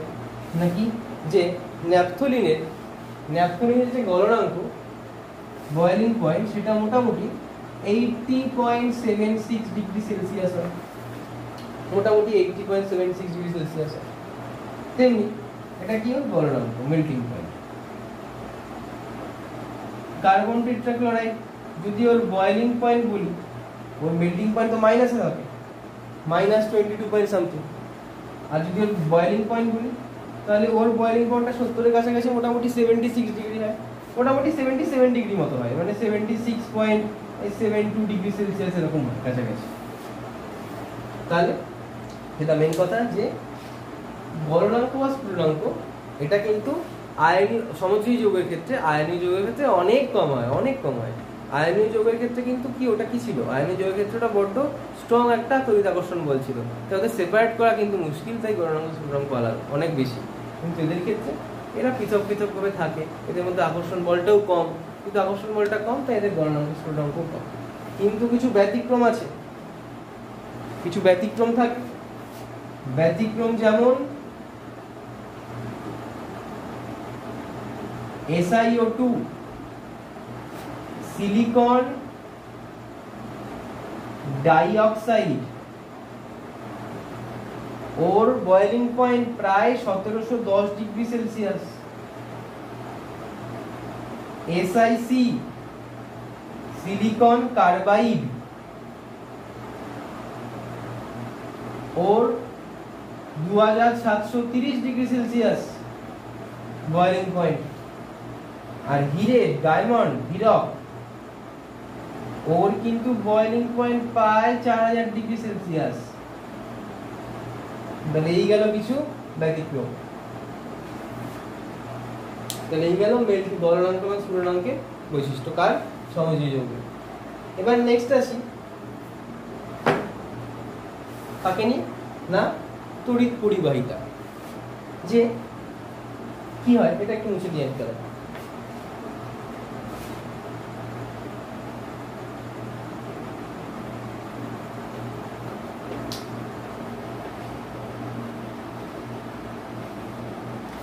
আমরা কি জানি সমযোজী বন্ধন অর্থাৎ কোভ্যালেন্ট বন্ড এটা কার হয়? মলিকিউলের মধ্যে হয়। এটা তো আর আয়নের মধ্যে হয় না। আর তড়িৎ পরিবহন কারা করে? তড়িৎ পরিবহন আয়ন করে। মলিকিউল তো তড়িৎ পরিবহন করতে পারবে না। তাই সাধারণত আমরা বলতে পারি যে সাধারণত কিন্তু সমযোজী বন্ধনগুলো সাধারণত তড়িৎ পরিবহন করে না। এরা সাধারণত তড়িৎ পরিবহনে অক্ষম হয়। কিন্তু এখানে একটা কিন্তু আছে। কিন্তুটা কি? যে কিছু কিছু সমযোজী যৌগ আছে যেমন HCl, যেমন NH3, এরা কি হয়? এরা কিন্তু পোলার দ্রাবক,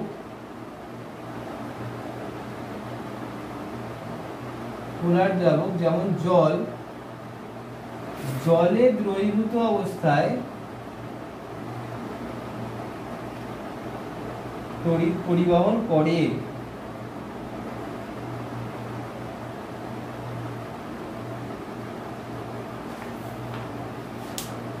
তাহলে কি বললাম? তড়িৎ পরিবাহিতা। যে সাধারণত সমযোজী যৌগগুলো তড়িৎ পরিবহনে অক্ষম। কেন? কারণ তড়িৎ পরিবহন কারা করবে? আয়ন। ওদের মধ্যে তো আয়ন নেই, ওদের মধ্যে তো আয়ন ফর্মেশন হচ্ছে না। আয়ন ফর্মেশন তো হতো আয়নীয় বন্ধনের ক্ষেত্রে। কিন্তু কিছু কিছু যেমন HCl, যেমন NH3, HCl gas, NH3 gas, এরা পোলার দ্রাবক জলে দ্রবীভূত অবস্থায় কিন্তু তড়িৎ পরিবহন করে। এটা কিন্তু মাথায় রেখে দিতে হবে। ওকে, তাহলে এই গেল তড়িৎ পরিবাহিতা। এবার নেক্সট পয়েন্ট কি? দ্রাব্যতা। কিন্তু আমাকে এই দ্রাব্যতা বোঝানোর আগে একটু ছোট্ট করে কিছু এক্সট্রা জিনিস বোঝাতে হবে। এই দ্রাব্যতা বোঝানোর আগে আমাকে দুটো জিনিস বোঝাতে হবে। আমি একটু আগে এখানে পোলার দ্রাবক জল লিখেছিলাম, মনে আছে? তাহলে এখানে আমাকে দ্রাব্যতা বলার আগে এই দুটো কথা, একটুখানি পোলার আর একটা নন পোলার, এই দুটো কথা বাংলায় ধ্রুবীয় এবং অধ্রুবীয়, এই দুটো কথা নিয়ে একটু আলোচনা করতে হবে। আলোচনা করলে এটা বোঝাটা ইজি হবে। যদি ইন জেনারেল বলি, ইন জেনারেল সমযোজী যৌগগুলো পোলার দ্রাবক মানে জলে অদ্রাব্য হয়, ইনসলিউবল হয় সাধারণত। তাহলে একটু পরে পোলার আর নন পোলার নিয়ে একটুখানি আলোচনা করে নিই। যে আমরা যে সমযোজী যৌগ পড়ছিলাম না, এই সমযোজী যৌগ দু প্রকারের হয়। এই সমযোজী যৌগ হয় দু প্রকার। একটাকে বলবো পোলার কোভালেন্ট কম্পাউন্ড, পোলার কোভালেন্ট কম্পাউন্ড মানে ধ্রুবীয় সমযোজী যৌগ। আরেকটাকে বলবো নন পোলার কোভালেন্ট কম্পাউন্ড অর্থাৎ অধ্রুবীয় সমযোজী যৌগ। এবারে একটা একটা করে বলি। এই যে নন পোলার, আগে নন পোলারটা বলি। আমরা এতক্ষণ ধরে যে যে সমযোজী যৌগগুলির কথা বলেছি, যেমন H2O2, তারপর হচ্ছে CO2, তারপর হচ্ছে F2, এই সমস্ত যেগুলো CCl4 কার্বন টেট্রাক্লোরাইড, এগুলো কিন্তু সব নন পোলার। পোলার নিয়ে আলোচনা করেছি, একটা একটা করে বলি। এই নন পোলার অর্থাৎ ইন জেনারেল যেগুলো যেসব সমযোজী যৌগ নিয়ে আমরা আলোচনা করে থাকি সেগুলো কিন্তু নন পোলার। না কি হয়? এই নন পোলারগুলো কিন্তু জলে অদ্রাব্য হয় এবং এরা তড়িৎ পরিবহনও করে না। তাই আমি যে পয়েন্টগুলো বলেছিলাম এই তড়িৎ পরিবাহিতার ক্ষেত্রে, যে সাধারণত এটা তড়িৎ পরিবহন করে না, তো সাধারণত কারা করে না? নন পোলাররা করে না। তাহলে পোলারটা কি? এক্সাম্পল দিয়ে বুঝাই, বুঝতে সুবিধা হবে। সাপোজ পোলার কম্পাউন্ডের, কোভ্যালেন্ট কম্পাউন্ডের একটা এক্সাম্পল হচ্ছে HCl। না, HCl এর ক্ষেত্রে কি হয় একবার দেখে নিই। যে হাইড্রোজেন ও ওর একটা ইলেকট্রন, ছোট করে দেখো একটুখানি, যে হাইড্রোজেন ও ওর একটা ইলেকট্রন শেয়ার করে কার সাথে? ক্লোরিনের সাথে। ক্লোরিনের 7টা থাকবে, 1 2 3 4 5 6 7। ওই একটা ইলেকট্রন শেয়ার করে, দুজনে একটা করে ইলেকট্রন শেয়ার করে একটা সমযোজী এক বন্ধন বানায়।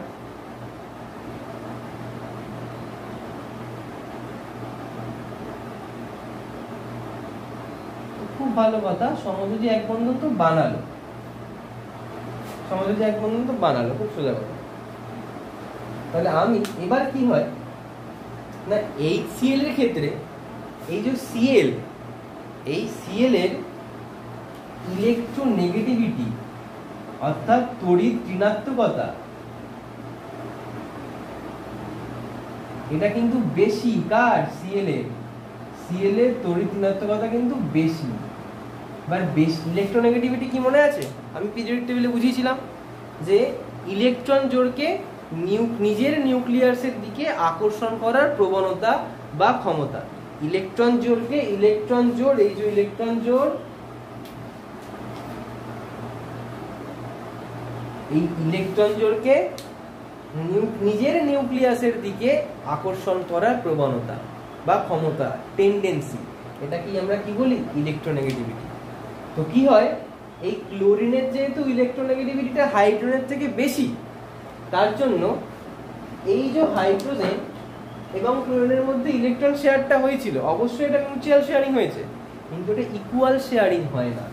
কি হয়, এই যে ইলেকট্রন জোড়টা ছিল, যে ইলেকট্রন জোড়টা ছিল দুজনের মাঝে, ওই ইলেকট্রন জোড়টা কিছুটা ক্লোরিনের দিকে শিফট হয়ে যায়। কেন? কারণ ক্লোরিনের ইলেকট্রোনেগেটিভিটিটা হাইড্রোজেনের থেকে বেশি। তো কি হয়,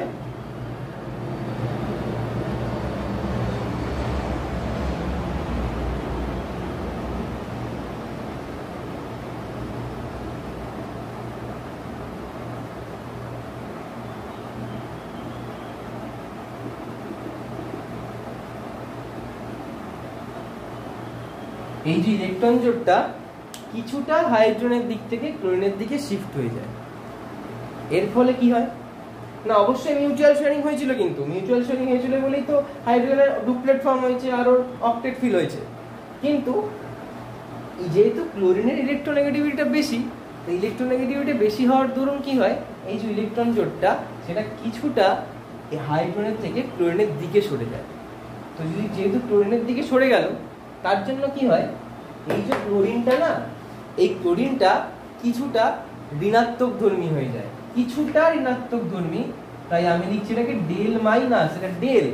আর হাইড্রোজেন যেহেতু হাইড্রোজেন থেকে সরে গেছে ইলেকট্রনটা, এই হাইড্রোজেনটা কিছুটা ধনাত্মক ধর্মী হয়ে যায়, তাই ওকে লিখছি ডেল প্লাস। যদি মনে করে দেখি NaCl এর ক্ষেত্রে, Na কি করে, Na কিন্তু ওর একটা ইলেকট্রন টোটালি ছেড়ে দিত, টোটালি ছেড়ে Na প্লাস করতো, আর Cl সেটা নিয়ে এই Cl মাইনাস হতো। তো এই একটা ইলেকট্রন ছেড়েছে, তাহলে ওর আদান কিন্তু টোটালি এক, একদম পূর্ণ সংখ্যায় এক। কিন্তু এই ক্ষেত্রে হয় কি, যে কিছুটা ও প্লাস ধর্মী হয়ে যায় আর কিছুটাও মাইনাস ধর্মী হয়ে যায়। এর ফলে কি হয়, এরপরে এই সেলে দুটো পোলের সৃষ্টি হয়। এই পোলটাকে বলে পজিটিভ পোল, আর এই পোলটাকে বলে নেগেটিভ পোল। বুঝা গেল? তাহলে যেহেতু দুটো পোলের সৃষ্টি হয়ে যায়, তাই এই রকম কম্পাউন্ডকে বলে পোলার কম্পাউন্ড। তো পোলার কম্পাউন্ড কাদের মধ্যে হয়, যাদের মধ্যে ইলেকট্রোনেগেটিভিটি ডিফারেন্স, অর্থাৎ ডিফারেন্ট পরমাণুর মধ্যে। কিন্তু বাকি আমি একটু আগে বলতে গেছিলাম O2 এর ক্ষেত্রে O2 তো দুটো সেম, হাইড্রোজেন তো দুটো সেম, ফ্লুরিন তো দুটো সেম যেহেতু আছে, তাহলে ওদের মধ্যে তড়িৎ ঋণাত্মকতাটাও সেম। তাহলে এখানে ইলেকট্রন জোড়কে কেউ কারোর দিকে টানবে না, কারণ দুটোই সেম। কিন্তু এই ক্ষেত্রে অর্থাৎ যাদের ইলেকট্রোনেগেটিভিটি ডিফারেন্ট, তাদের ক্ষেত্রে এরকম পোলার কম্পাউন্ড দেখা যায়। এটা সাধারণত, সবসময় কিন্তু হয় না, কিছু এক্সেপশনও আছে। যেমন CCl4 আলাদা আলাদা, সি আর ওদিকে Cl চারটে, তা সত্ত্বেও ওটা কিন্তু একটা পোলার, সরি এটা একটা নন পোলার। কি করে আমি একটু পর বলবো, সব অল্প অল্প করে বলবো। আগে HClটা বুঝি, যে HCl এ কি হয়, একটা পজিটিভ পোল সৃষ্টি হয়, একটা নেগেটিভ পোল সৃষ্টি হয়। দুটো পোল আলাদা পোল সৃষ্টি হয়, তাই কি বলি আমরা, একে বলি আমরা পোলার কোভালেন্ট কম্পাউন্ড। এই যে পোলার কোভালেন্ট কম্পাউন্ড গুলো আছে না, এই যে পোলার কোভালেন্ট কম্পাউন্ড গুলো আছে, অর্থাৎ ধ্রুবীয় সমযোজী যৌগগুলো আছে, এই সমযোজী যৌগ যদি আমি জলে দ্রবীভূত করি, অ্যাকুয়াস সলিউশনে যদি দিই, তাহলে কি হয়, যে ওরা জলে অদ্রাব্য, এদের যদি জলে দিই তাহলে কি হয়, মলিকুল পাওয়া যাবে, কারণ ওদের মধ্যে তো কোনো আয়ন নেই। কিন্তু যদি আমি এদেরকে সমযোজী যৌগের মধ্যে ফেলি, তাহলে কি হবে, তাহলে কিছুটা হলে আয়নীয় ক্যারেক্টার দেখায় ওদের আয়নও পাওয়া যাবে, মলিকিউলও পাওয়া যাবে। কেন আয়ন পাওয়া যাবে, আয়ন পাওয়া যাবে এই কারণে, যেহেতু হাইড্রোজেন কিছুটা ধনাত্মক বায়ু তড়িৎবাহী হয়ে গেছে, আর ও কিছুটা Cl কিছুটা ডেল মাইনাস, অর্থাৎ ঋণাত্মক তড়িৎবাহী, ঋণাত্মক আধান যুক্ত হয়ে গেছে। তার জন্য ওরা কিন্তু কিছুটা আয়নীয় ক্যারেক্টার দেখায় ওদের মধ্যে। এর জন্য জলে দ্রবীভূত করলে কি হবে, আয়ন পাওয়া যাবে। তাই আমি যখন তড়িৎ পরিবাহিতা লিখেছিলাম তখন বলেছিলাম যে HCl এবং NH3 তো হয়, দেখাবো। HCl জলে দ্রবীভূত হয়ে ও তড়িৎ পরিবহন করে। কেন করে, কারণ তো আয়নে বিভক্ত হয়ে গেছে, তার জন্য কিন্তু HCl তড়িৎ পরিবহন করে। তাহলে ওরা জলে দ্রবীভূত হয়ে আয়নও দেবে, মলিকিউল দেবে। তাহলে HCl কিন্তু একটা কি, পোলার কোভ্যালেন্ট কম্পাউন্ড। তাহলে NH2 বলেছিলাম, তাহলে NH2 কি তাই হবে, NH2 হবে। কি করে দেখি,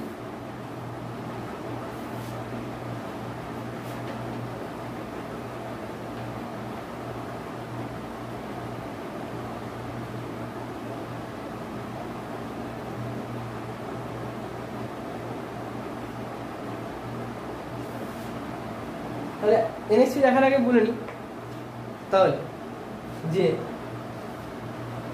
ব্যাপারটা হচ্ছে তড়িৎ ঋণাত্মকতার ব্যাপার। যদি তড়িৎ ঋণাত্মকতা যার বেশি, ইলেকট্রন জোটটা কি হবে না, তার দিকে সরে যাবে। তাহলে আমাদের তো জানা উচিত যে তড়িৎ ঋণাত্মকতা কার বেশি হয়। যদিও পর্যায় সারণীতে আমরা পড়েছিলাম, যদি ওপর থেকে নিচে নামি তাহলে তড়িৎ ঋণাত্মকতা কি হয়, তড়িৎ ঋণাত্মকতা হ্রাস পায়। আর যদি বাম দিক থেকে ডান দিকে যাই তাহলে তড়িৎ ঋণাত্মকতা কি হয়, তড়িৎ ঋণাত্মকতা বৃদ্ধি পায়। ঠিক আছে, যদিও এর একটা খুব নেমোনিক আছে, একটা ভালো নেমোনিক আছে, যে নেমোনিক দিয়ে আমরা সাধারণত তড়িৎ ঋণাত্মকতা মনে করে রাখি। নেমোনিকটা বলে দিই। নেমোনিকটা হচ্ছে ফোন Cl বৃষ, ফোন Cl বৃষ।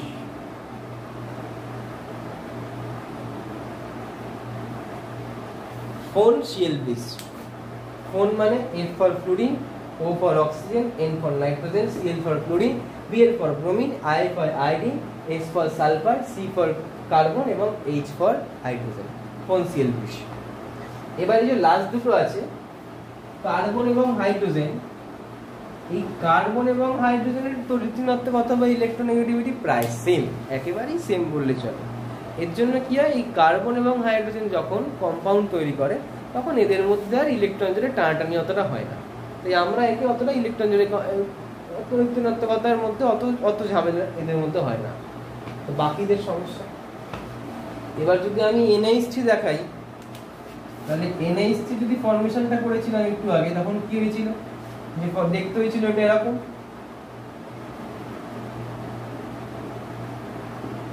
এরকম দেখতে হয়েছিল।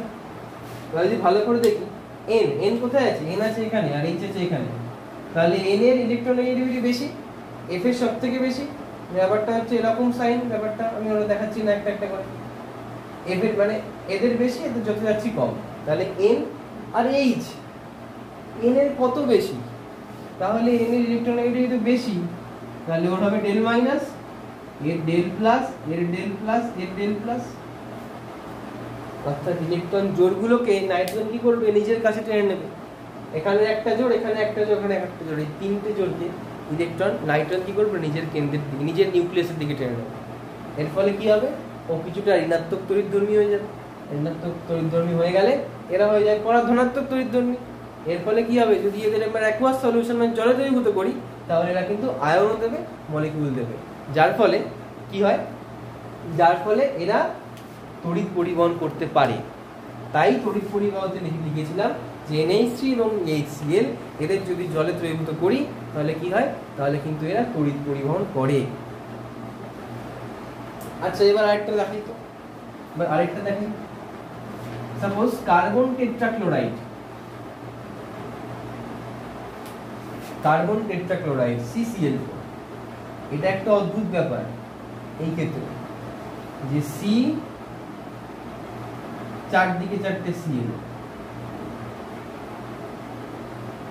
এ পোলার নাকি এ নন পোলার? হ্যাঁ, দেখে মনে হবে C তো এখানে, Cl তো এখানে, তাহলে Cl এর অনেক বেশি তড়িৎ ঋণাত্মকতা, তড়িৎ ঋণাত্মকতা বেশি হলে ওই ইলেকট্রন চলকে নিজের কেন্দ্রের দিকে টানবে। এবার এর মধ্যে একটা গল্প আছে, এর মধ্যে একটা ছোট্ট অঙ্ক আছে। অঙ্ক মানে, যদি এটা আমাদের ক্লাসে এই অঙ্কটা নেই, তোমরা পরবর্তীকালে কি শিখবে ভেক্টরের অঙ্ক, এখানে একটু ভেক্টরের ব্যাপার আছে, একটু ভেক্টরের ব্যাপার আছে।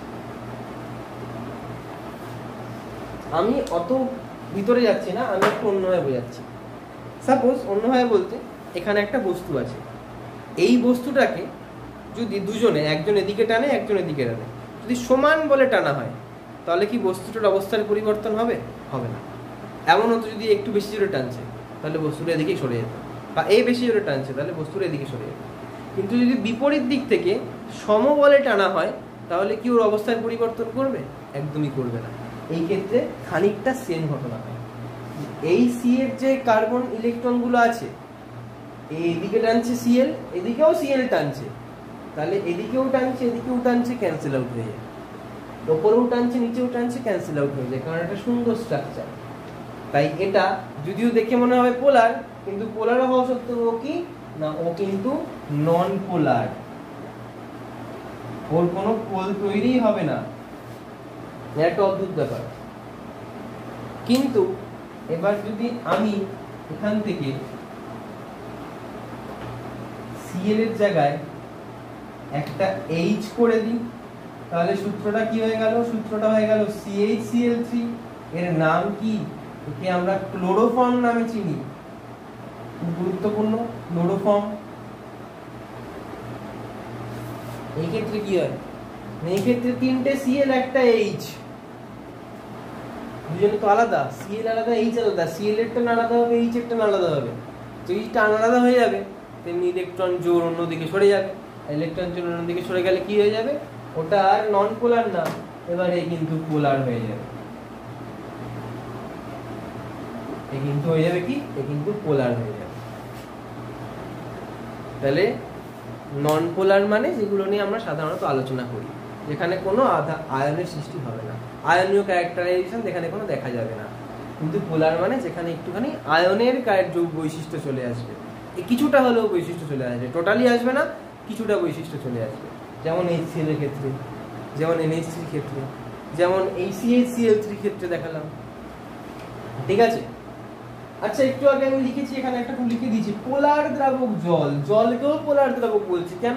তাহলে এবার জলকে দেখাই, জলের ক্ষেত্রে কি হয়? আমরা জানি জলের ফর্মুলা হচ্ছে H2O, জলের ফর্মুলা হচ্ছে H2O। ছবিটা এরকম ছিল না, অক্সিজেন, এই যে এখানে অক্সিজেন বসে আছে, অক্সিজেনের তড়িৎ ঋণাত্মকতা হাইড্রোজেনের থেকে অনেক বেশি, প্রচুর বেশি, যার ফলে যে ইলেকট্রন জোড়টা ছিল, ইলেকট্রন জোড়টা হাইড্রোজেনের থেকে অক্সিজেনের কাছে চলে যায়, ইলেকট্রন জোড়টা হাইড্রোজেনের কাছ থেকে অক্সিজেনের কাছে চলে যায়। তাহলে কি হয়, এখানেও পোলের সৃষ্টি হয়। যেহেতু পোলের সৃষ্টি হয়, তাহলে কি হবে, তাহলে একে পোলার, আমি বলবো পোলার কোভ্যালেন্ট কম্পাউন্ড। বোঝা গেল? তাই আমি এখানে জলকে কি লিখছিলাম, পোলার দ্রাবক। যদি ওকে আমি দ্রাবক হিসাবে ইউজ করি তাহলেও পোলার।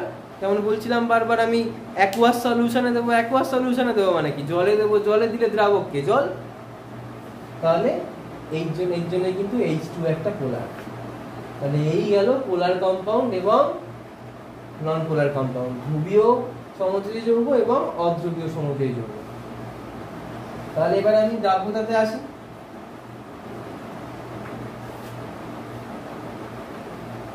এবার যদি দ্রাব্যতাতে আসি, তাহলে কি বলবো, যে সাধারণত সমযোজী যৌগগুলো কি হবে, সাধারণত সমযোজী যৌগগুলো জলে অদ্রাব্য, পোলার দ্রাবক জলে অদ্রাব্য, কিন্তু নন পোলার দ্রাবক, কি বললাম, সাধারণত সমযোজী যৌগগুলো পোলার দ্রাবক জলে অদ্রাব্য, কিন্তু নন পোলার দ্রাবক,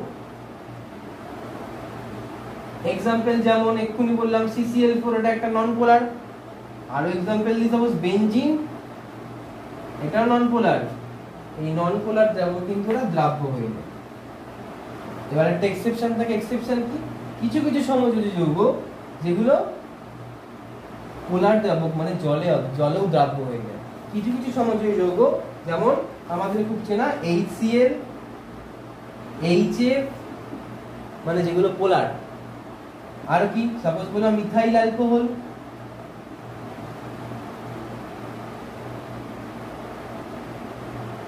যেমন চিনি, এরা কি হয়, এরা কিন্তু পোলার দ্রাবক মানে জলে দ্রাব্য। তাহলে সাধারণত সমযোজী যৌগ পোলার দ্রাবক অর্থাৎ জলে অদ্রাব্য, কিন্তু নন পোলার দ্রাবক মানে CCl4, কার্বন টেট্রাক্লোরাইড, বেনজিন, এতে দ্রাব্য। কিন্তু কিছু কিছু সমযোজী যৌগ আছে যেমন HCl, hydrogen chloride, HF, hydrogen fluoride, ethyl alcohol, চিনি এটসেট্রা, এরা কিন্তু পোলার দ্রাবক জলে দ্রাব্য। মানে এই গেল দ্রাব্যতা, আশা করি বোঝা গেছে। একটুখানি কমপ্লিকেটেড ছিল, বাট আশা করি বোঝা গেছে। যদি বোঝা কি না থাকে তাহলে একটুখানি আবার আমি ব্যাকে আসো, তোমরা ব্যাকে এসে আবার ভিডিওটা শোনো প্রথম থেকে, তাহলে বুঝে যাবে। যতটা সম্ভব আমি ইজি করে বোঝানোর চেষ্টা করেছি। এবার নেক্সট পয়েন্ট কি, নেক্সট পয়েন্ট হচ্ছে বন্ধনের অভিমুখ। ভাই বন্ধনের অভিমুখ আছে, সমযোজী বন্ধনে বন্ধনের অভিমুখ আছে।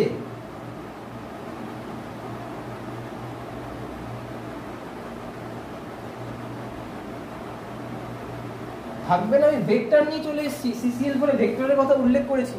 আর আমি জানি ভেক্টর কি, যার মানও আছে, দিকও আছে, দিক মানে অভিমুখ আছে, তাহলে অবশ্যই এর বন্ধনের অভিমুখ আছে। তাহলে এই গেল 5টা পয়েন্ট। এরপরে 2টো পয়েন্ট থাকে, 2টো পয়েন্ট কি আমি পাশে লিখে দিই। একটা হচ্ছে রাসায়নিক বিক্রিয়ার হার,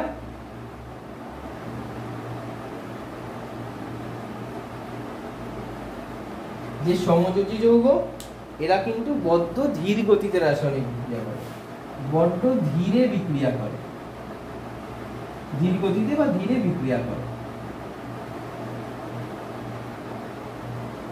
আরেকটা পয়েন্ট, যেই পয়েন্টটা কি ইম্পর্টেন্ট পয়েন্ট, সেটা হচ্ছে সমবয়বতা বা আইসোমেরিজম। আমি আইসোমেরিজম এর আগের ভিডিওতে যখন বলেছিলাম তখন সংজ্ঞাটা অল্প টাচ করে গেছি, যে কি যাদের স্ট্রাকচারাল ফর্মুলাটা কি হবে, যে মলিকুলার ফর্মুলাটা সেম বাট স্ট্রাকচারাল ফর্মুলাটা কিন্তু ডিফারেন্ট, মানে দেখতে আলাদা বাট মলিকুলার ফর্মুলাটা সেম। একটা এক্সাম্পল দিয়ে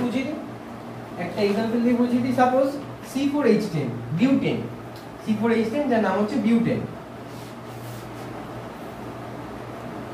দেখি ঝটপট কি বললাম, C4H10, তুই ছবি আঁকি।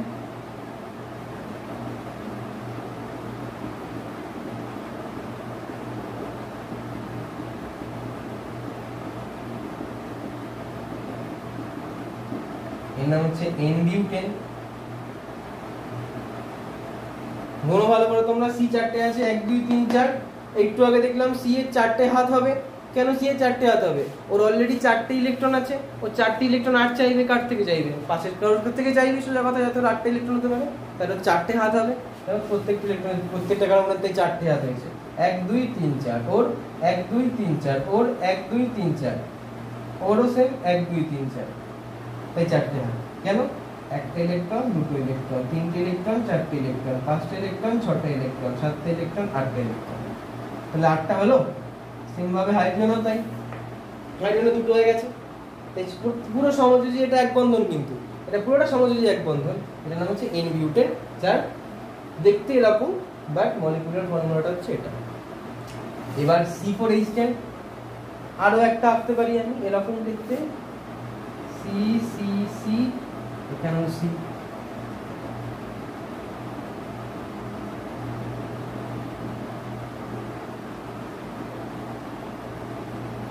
ভালো করে দেখো,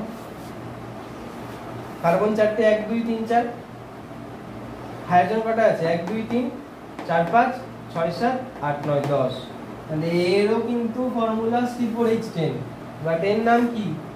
এর নাম হচ্ছে আইসোবিউটেন। তাহলে দুজনকে দেখতে আলাদা, বাট ওদের মলিকিউলার ফর্মুলা এক, তাই এদেরকে বলা হয় আইসোমেরিজম। সমযোজী যৌগের ক্ষেত্রে কিন্তু আইসোমেরিজম দেখা যায়, বোঝাই যাচ্ছে সমযোজী যৌগ, কারণ বন্ধনের দাগ দিয়ে দেখেছি প্রত্যেকটা একটা সমযোজী এক বন্ধন। তাহলে সমযোজী বন্ধনের ক্ষেত্রে কিন্তু, বা সমযোজী যৌগের ক্ষেত্রে, এটা কিন্তু সমযোজী যৌগ, সমযোজী যৌগের ক্ষেত্রে কিন্তু সমবায়বতা বা আইসোমেরিজম দেখা যায়। তাহলে এই গেল সমযোজী যৌগের বৈশিষ্ট্য, এবং আমাদের এর সাথে চ্যাপ্টারের সমস্ত টপিক শেষ। এবার পরীক্ষায় একটা খুচরো কোশ্চেন মতো আসে, এরকম ছোট ছোট কোশ্চেন থাকে, সে আমি একটা কোশ্চেন নিয়ে একটুখানি আলোচনা করলে আমাদের আজকের মতো এই ভিডিও এবং এই চ্যাপ্টার, এই টপিক পুরো শেষ হয়ে যায়। তাহলে একটা ছোট কোশ্চেন লিখে দিই, ক্যালকুলেশন করা খুবই সিম্পল। নেক্সট কোশ্চেনটা দেখি। তা আমাদের পরীক্ষায় এরকম টাইপের একটা কোশ্চেন দেয়। কোশ্চেনটা কি? যে ABC 3টে মৌল আছে, এই মৌলগুলোর পরমাণু ক্রমাঙ্ক না A এর Z-2, B এর Z আর C এর Z+1। তার মধ্যে বলছে জেডটা নাকি নিষ্ক্রিয় মৌল, জেড নিষ্ক্রিয় মৌল। তাহলে 3টে কোশ্চেন। ফার্স্ট কোশ্চেন, কার তড়িৎ-ঋণাত্মকতা বেশি, ইলেকট্রোনেগেটিভিটি বেশি, কার আয়নন ক্ষমতা মানে আয়োনাইজেশন এনার্জি বেশি সর্বোচ্চ, আর এ আর সি দ্বারা যে যৌগটা গঠন হবে, যে কম্পাউন্ডটা গঠন হবে, তার নেচার, প্রকৃতি এবং সংকেত কি হবে। একটা একটা করে দেখি। সাপোজ বিটা কি? বিটা একটা নোবেল মেটাল, একটা নিষ্ক্রিয় মৌল, ওরাই বলে দিয়েছে আমাকে। তাহলে বি যদি নিষ্ক্রিয় মৌল হয়, অর্থাৎ যেটা জেড, তাহলে ওর অবস্থান কোথায় আছে? এই জেড গ্রুপ ও বা গ্রুপ 18 এ আছে, তাই তো? এবার যদি ভালো করে দেখো তোমরা, এর পরমাণু ক্রমাঙ্ক 2, জেড এর থেকে 2 মাইনাস, মানে জেড এর থেকে 2 কম। তাহলে এ, যার পরমাণু ক্রমাঙ্ক হচ্ছে Z-2, ও কোথায় আছে? ও গ্রুপ 16 এ থাকবে। ভাই গ্রুপ 16 আছে মানে কি? ও ধাতু না অধাতু? গ্রুপ 16 আছে মানে ও হচ্ছে অধাতু। ওকে, এবার যদি বলি সি এর পরমাণু ক্রমাঙ্ক কি? Z+1, মানে সি এর পরমাণু ক্রমাঙ্ক Z+1, মানে ও কোথায় আছে? ও গ্রুপ 1 এ আছে। ও আছে গ্রুপ 1 এ, আর গ্রুপ 1 এ মানে আছে মানে কি? ও ধাতু। আর অধাতু মানে ওর যোজ্যতা কত? অধাতু মানে যোজ্যতা বললে কি হবে? গ্রুপ 16, ওর জেড এর থেকে 2 মাইনাস, নিষ্ক্রিয় মৌলের থেকে 2 কম। তাহলে ও কি চাইবে? নিষ্ক্রিয় মৌলের মতো শেষ কক্ষপথে পুরো 8 ইলেকট্রন চাই রাখতে। নিষ্ক্রিয় মৌল জেড, ওর থেকে 2 কম, মানে ওর যোজ্যতাও কিন্তু 2, ওর যোজ্যতা হবে 2। কেন? দুটো ইলেকট্রন চাইবে শেষ কক্ষপথে অক্টেট ফিল করার জন্য। আর গ্রুপ 1 জেড এর পরেরটা, নিষ্ক্রিয় মৌলের পরেরটা, তাহলে পরেরটা হলে কি হবে? ও ধাতু, ও চাইবে ইলেকট্রন ত্যাগ করতে। কটা? Z+1 তো, মানে একটা ইলেকট্রন ত্যাগ করতে চাইবে। তাহলে ওর যোজ্যতা কত? ওর যোজ্যতা হবে 1। এবার আমরা ছোটবেলায় একদম ক্লাস 7 এ পড়েছিলাম যোজ্যতা দিয়ে যৌগ গঠন, মনে আছে? এ মৌলটা ওর যোজ্যতা 2, আর যে সি মৌল আছে ওর যোজ্যতা 1। তাহলে যোজ্যতার আদান প্রদান হবে, এ নেবে 1 কে, সি নেবে 2 কে। এবারে কোশ্চেন, তাহলে ফর্মুলাটা কি হবে? AC2 নাকি C2A?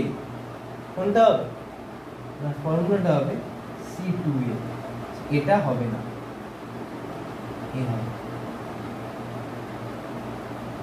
যদি বলি কেন, একবার ভেবে দেখো তোমরা কেন হবে C2A। তার কারণটা হচ্ছে এ কি? এই হচ্ছে আমাদের অধাতু, আর সি কে? সি হচ্ছে ধাতু। জেনারেলি আমরা ধাতুকে আগে লিখি, অধাতুকে পরে লিখি, তার জন্য কি হবে? C2A। তাহলে AC দ্বারা যৌগের সংকেতটা কি? সংকেতটা হবে C2A। এবার যদি বলি প্রকৃতি, প্রকৃতি কি হবে? ধাতু আর অধাতু দিয়ে কোন বন্ড তৈরি হয়? একদম প্রথম টপিক ছিল আমাদের ধাতু এবং অধাতু দিয়ে তৈরি হয় আয়নীয় বন্ধন বা তড়িৎদ্বৈধী বন্ধন। কেন? ধাতু ইলেকট্রন ত্যাগ করে আর অধাতু সেই ইলেকট্রন নিয়ে নেয়, ইলেকট্রনের ট্রান্সফার হয়, ইলেকট্রনের আদান প্রদান হয়। তাহলে প্রকৃতি কি? প্রকৃতি এটা হবে আয়নীয়, আয়নীয় যৌগ। তাহলে প্রথমটা লাস্টের ট্রান্সফার পেয়ে গেছি। এবার তড়িৎ ঋণাত্মকতা এবং আয়নন ক্ষমতা কোনটার ক্ষেত্রে কার কি হবে? যদি বলি আয়নন ক্ষমতা, না আয়নন ক্ষমতা কার সর্বোচ্চ ভাবো একটুখানি। আয়নন ক্ষমতা মানে শেষ কক্ষপথে ইলেকট্রন, শেষ কক্ষপথ থেকে ইলেকট্রন বার করতে যেই আমাদের এনার্জিটা লাগে। যদি বলি ওর, ওর এবং ওর, এই তিনজনের মধ্যে জেড, জেড তো নিষ্ক্রিয় মৌল। জেড কার? জেড হচ্ছে বি এর, বি হচ্ছে নিষ্ক্রিয় মৌল। এবার নিষ্ক্রিয় মৌল মানে ওর একদম ফুলফিল হয়ে বসে আছে, অক্টেট ফিল, ও সুস্থিত। তাহলে ও কেন চাইবে ওর শেষ কক্ষপথ থেকে ইলেকট্রন বের করতে? ও তো চাইবে না। তাহলে মোটেও বি এর ইলেকট্রন বের করার ক্ষমতা দরকার নেই, তাহলে ওর মোটেও আয়নন ক্ষমতা সর্বোচ্চ নয়। এবার যদি ভালো করে দেখি সি এর, সি এর একটা ইলেকট্রন, না সরি আমি উল্টো বললাম, সর্বোচ্চ আমাদের সর্বোচ্চটাই চেয়েছে, আমাদের সর্বোচ্চটা যদি চেয়েছে তাহলে জেড এর ইলেকট্রন বের করতে বেশি আয়নন বেশি এনার্জি দিতে লাগবে আমার। Z+1 তো সি এর, সি এর ক্ষেত্রে Z+1, Z+1 মানে ওর একটা ইলেকট্রন বেশি, তাহলে ও চাইবে একটা ইলেকট্রন বের করে দিতে। একটুখানি এনার্জি দিলে ইলেকট্রন বেরিয়ে যাবে, কত 13.6 মিলি। তাহলে ওর ক্ষেত্রে আমার খুব একটা বেশি আয়নন দিতে লাগবে না। আচ্ছা ওর ক্ষেত্রে ও তো ইলেকট্রন চায়, ও কেন ইলেকট্রন বের করবে? আর যদি বলি জেড এর, জেড তো একদম ফুলফিল হয়ে বসে আছে, জেড যেহেতু ফুলফিল হয়ে বসে আছে, তাই জেড অর্থাৎ বি এর ক্ষেত্রে কি হবে? বি এর ক্ষেত্রে একটা ইলেকট্রন বের করতে আমাকে আরো বেশি পরিমাণে শক্তি দিতে হবে যাতে ইলেকট্রন বের হয়। কেন? ইলেকট্রন বের করতে তো চাইবে না, তো নিষ্ক্রিয় মৌল। তাই আয়নন ক্ষমতা কার বেশি? আয়নন ক্ষমতা সব থেকে বেশি হবে কিন্তু বি এর, অর্থাৎ আমার যে নিষ্ক্রিয় মৌলটা আছে সেই নিষ্ক্রিয় মৌল। এবার যদি বলি তড়িৎ ঋণাত্মকতা কার বেশি? তড়িৎ ঋণাত্মকতা কি? ইলেকট্রন জোড়কে নিজের কেন্দ্রের দিকে আনার ক্ষমতা, কারণ ইলেকট্রন চাইবে সোজা ভাষায়। Z-2 ও দুটো ইলেকট্রন চাই, তো ওর তো ইলেকট্রন নেবে না, ও ইলেকট্রন নেবে না কারণ ইলেকট্রন ছাড়বে। যদি এর ক্ষেত্রে বলি এর Z-2 মানে ও ইলেকট্রন চাই, কত ইলেকট্রন চাই? দুটো ইলেকট্রন চাই, দুটো ইলেকট্রন নিলে ওর ইলেকট্রন বিন্যাস জেড এর মতো হয়ে যাবে, জেড এর মতো অর্থাৎ নিষ্ক্রিয় মৌলের মতো হয়ে যাবে। তাই ও ইলেকট্রন চাই, তাহলে তড়িৎ ঋণাত্মকতা কার বেশি? তড়িৎ ঋণাত্মকতা কিন্তু এ এর সব থেকে বেশি। তাহলে এরকম টাইপের কিছু কোশ্চেন পরীক্ষায় দেয়, তাই এই একটা কোশ্চেন আমি করে দিলাম। আরেকটা কোশ্চেন তোমাদের জন্য বাড়ির কাজ থাকবে, কোশ্চেনটা টুকে নাও, কোশ্চেনটা টুকে নিই সেটা বাড়িতে সলভ করো। লাস্ট একটা তোমাদের জন্য কাজ থাক, বাড়ির কাজ। সেই কাজটা হচ্ছে এটা, যে এবিসি মৌলগুলির পরমাণু ক্রমাঙ্ক 7, 10 এবং 11। তাহলে এ ও সি মৌল দুটি যুক্ত যদি যৌগ গঠন করে তাহলে সেই যৌগের যে বন্ধনটা সেটা কী হবে, কী টাইপের হবে? আয়নীয় এবং সমযোজী, অর্থাৎ ইলেকট্রন ডট চিত্রটা। তাহলে এই হলো আমাদের সমযোজী বন্ধন আজকের টপিক, এবং এর সাথে আমাদের ক্লাস 10-এর 8.2 চ্যাপ্টার অর্থাৎ আয়নীয় এবং সমযোজী যৌগ, আয়নীয় বন্ধন এবং সমযোজী বন্ধন, এই চ্যাপ্টারটা শেষ হলো। আশা করি তোমরা ভিডিওটা পুরোটা বুঝতে পেরেছো। Thank you.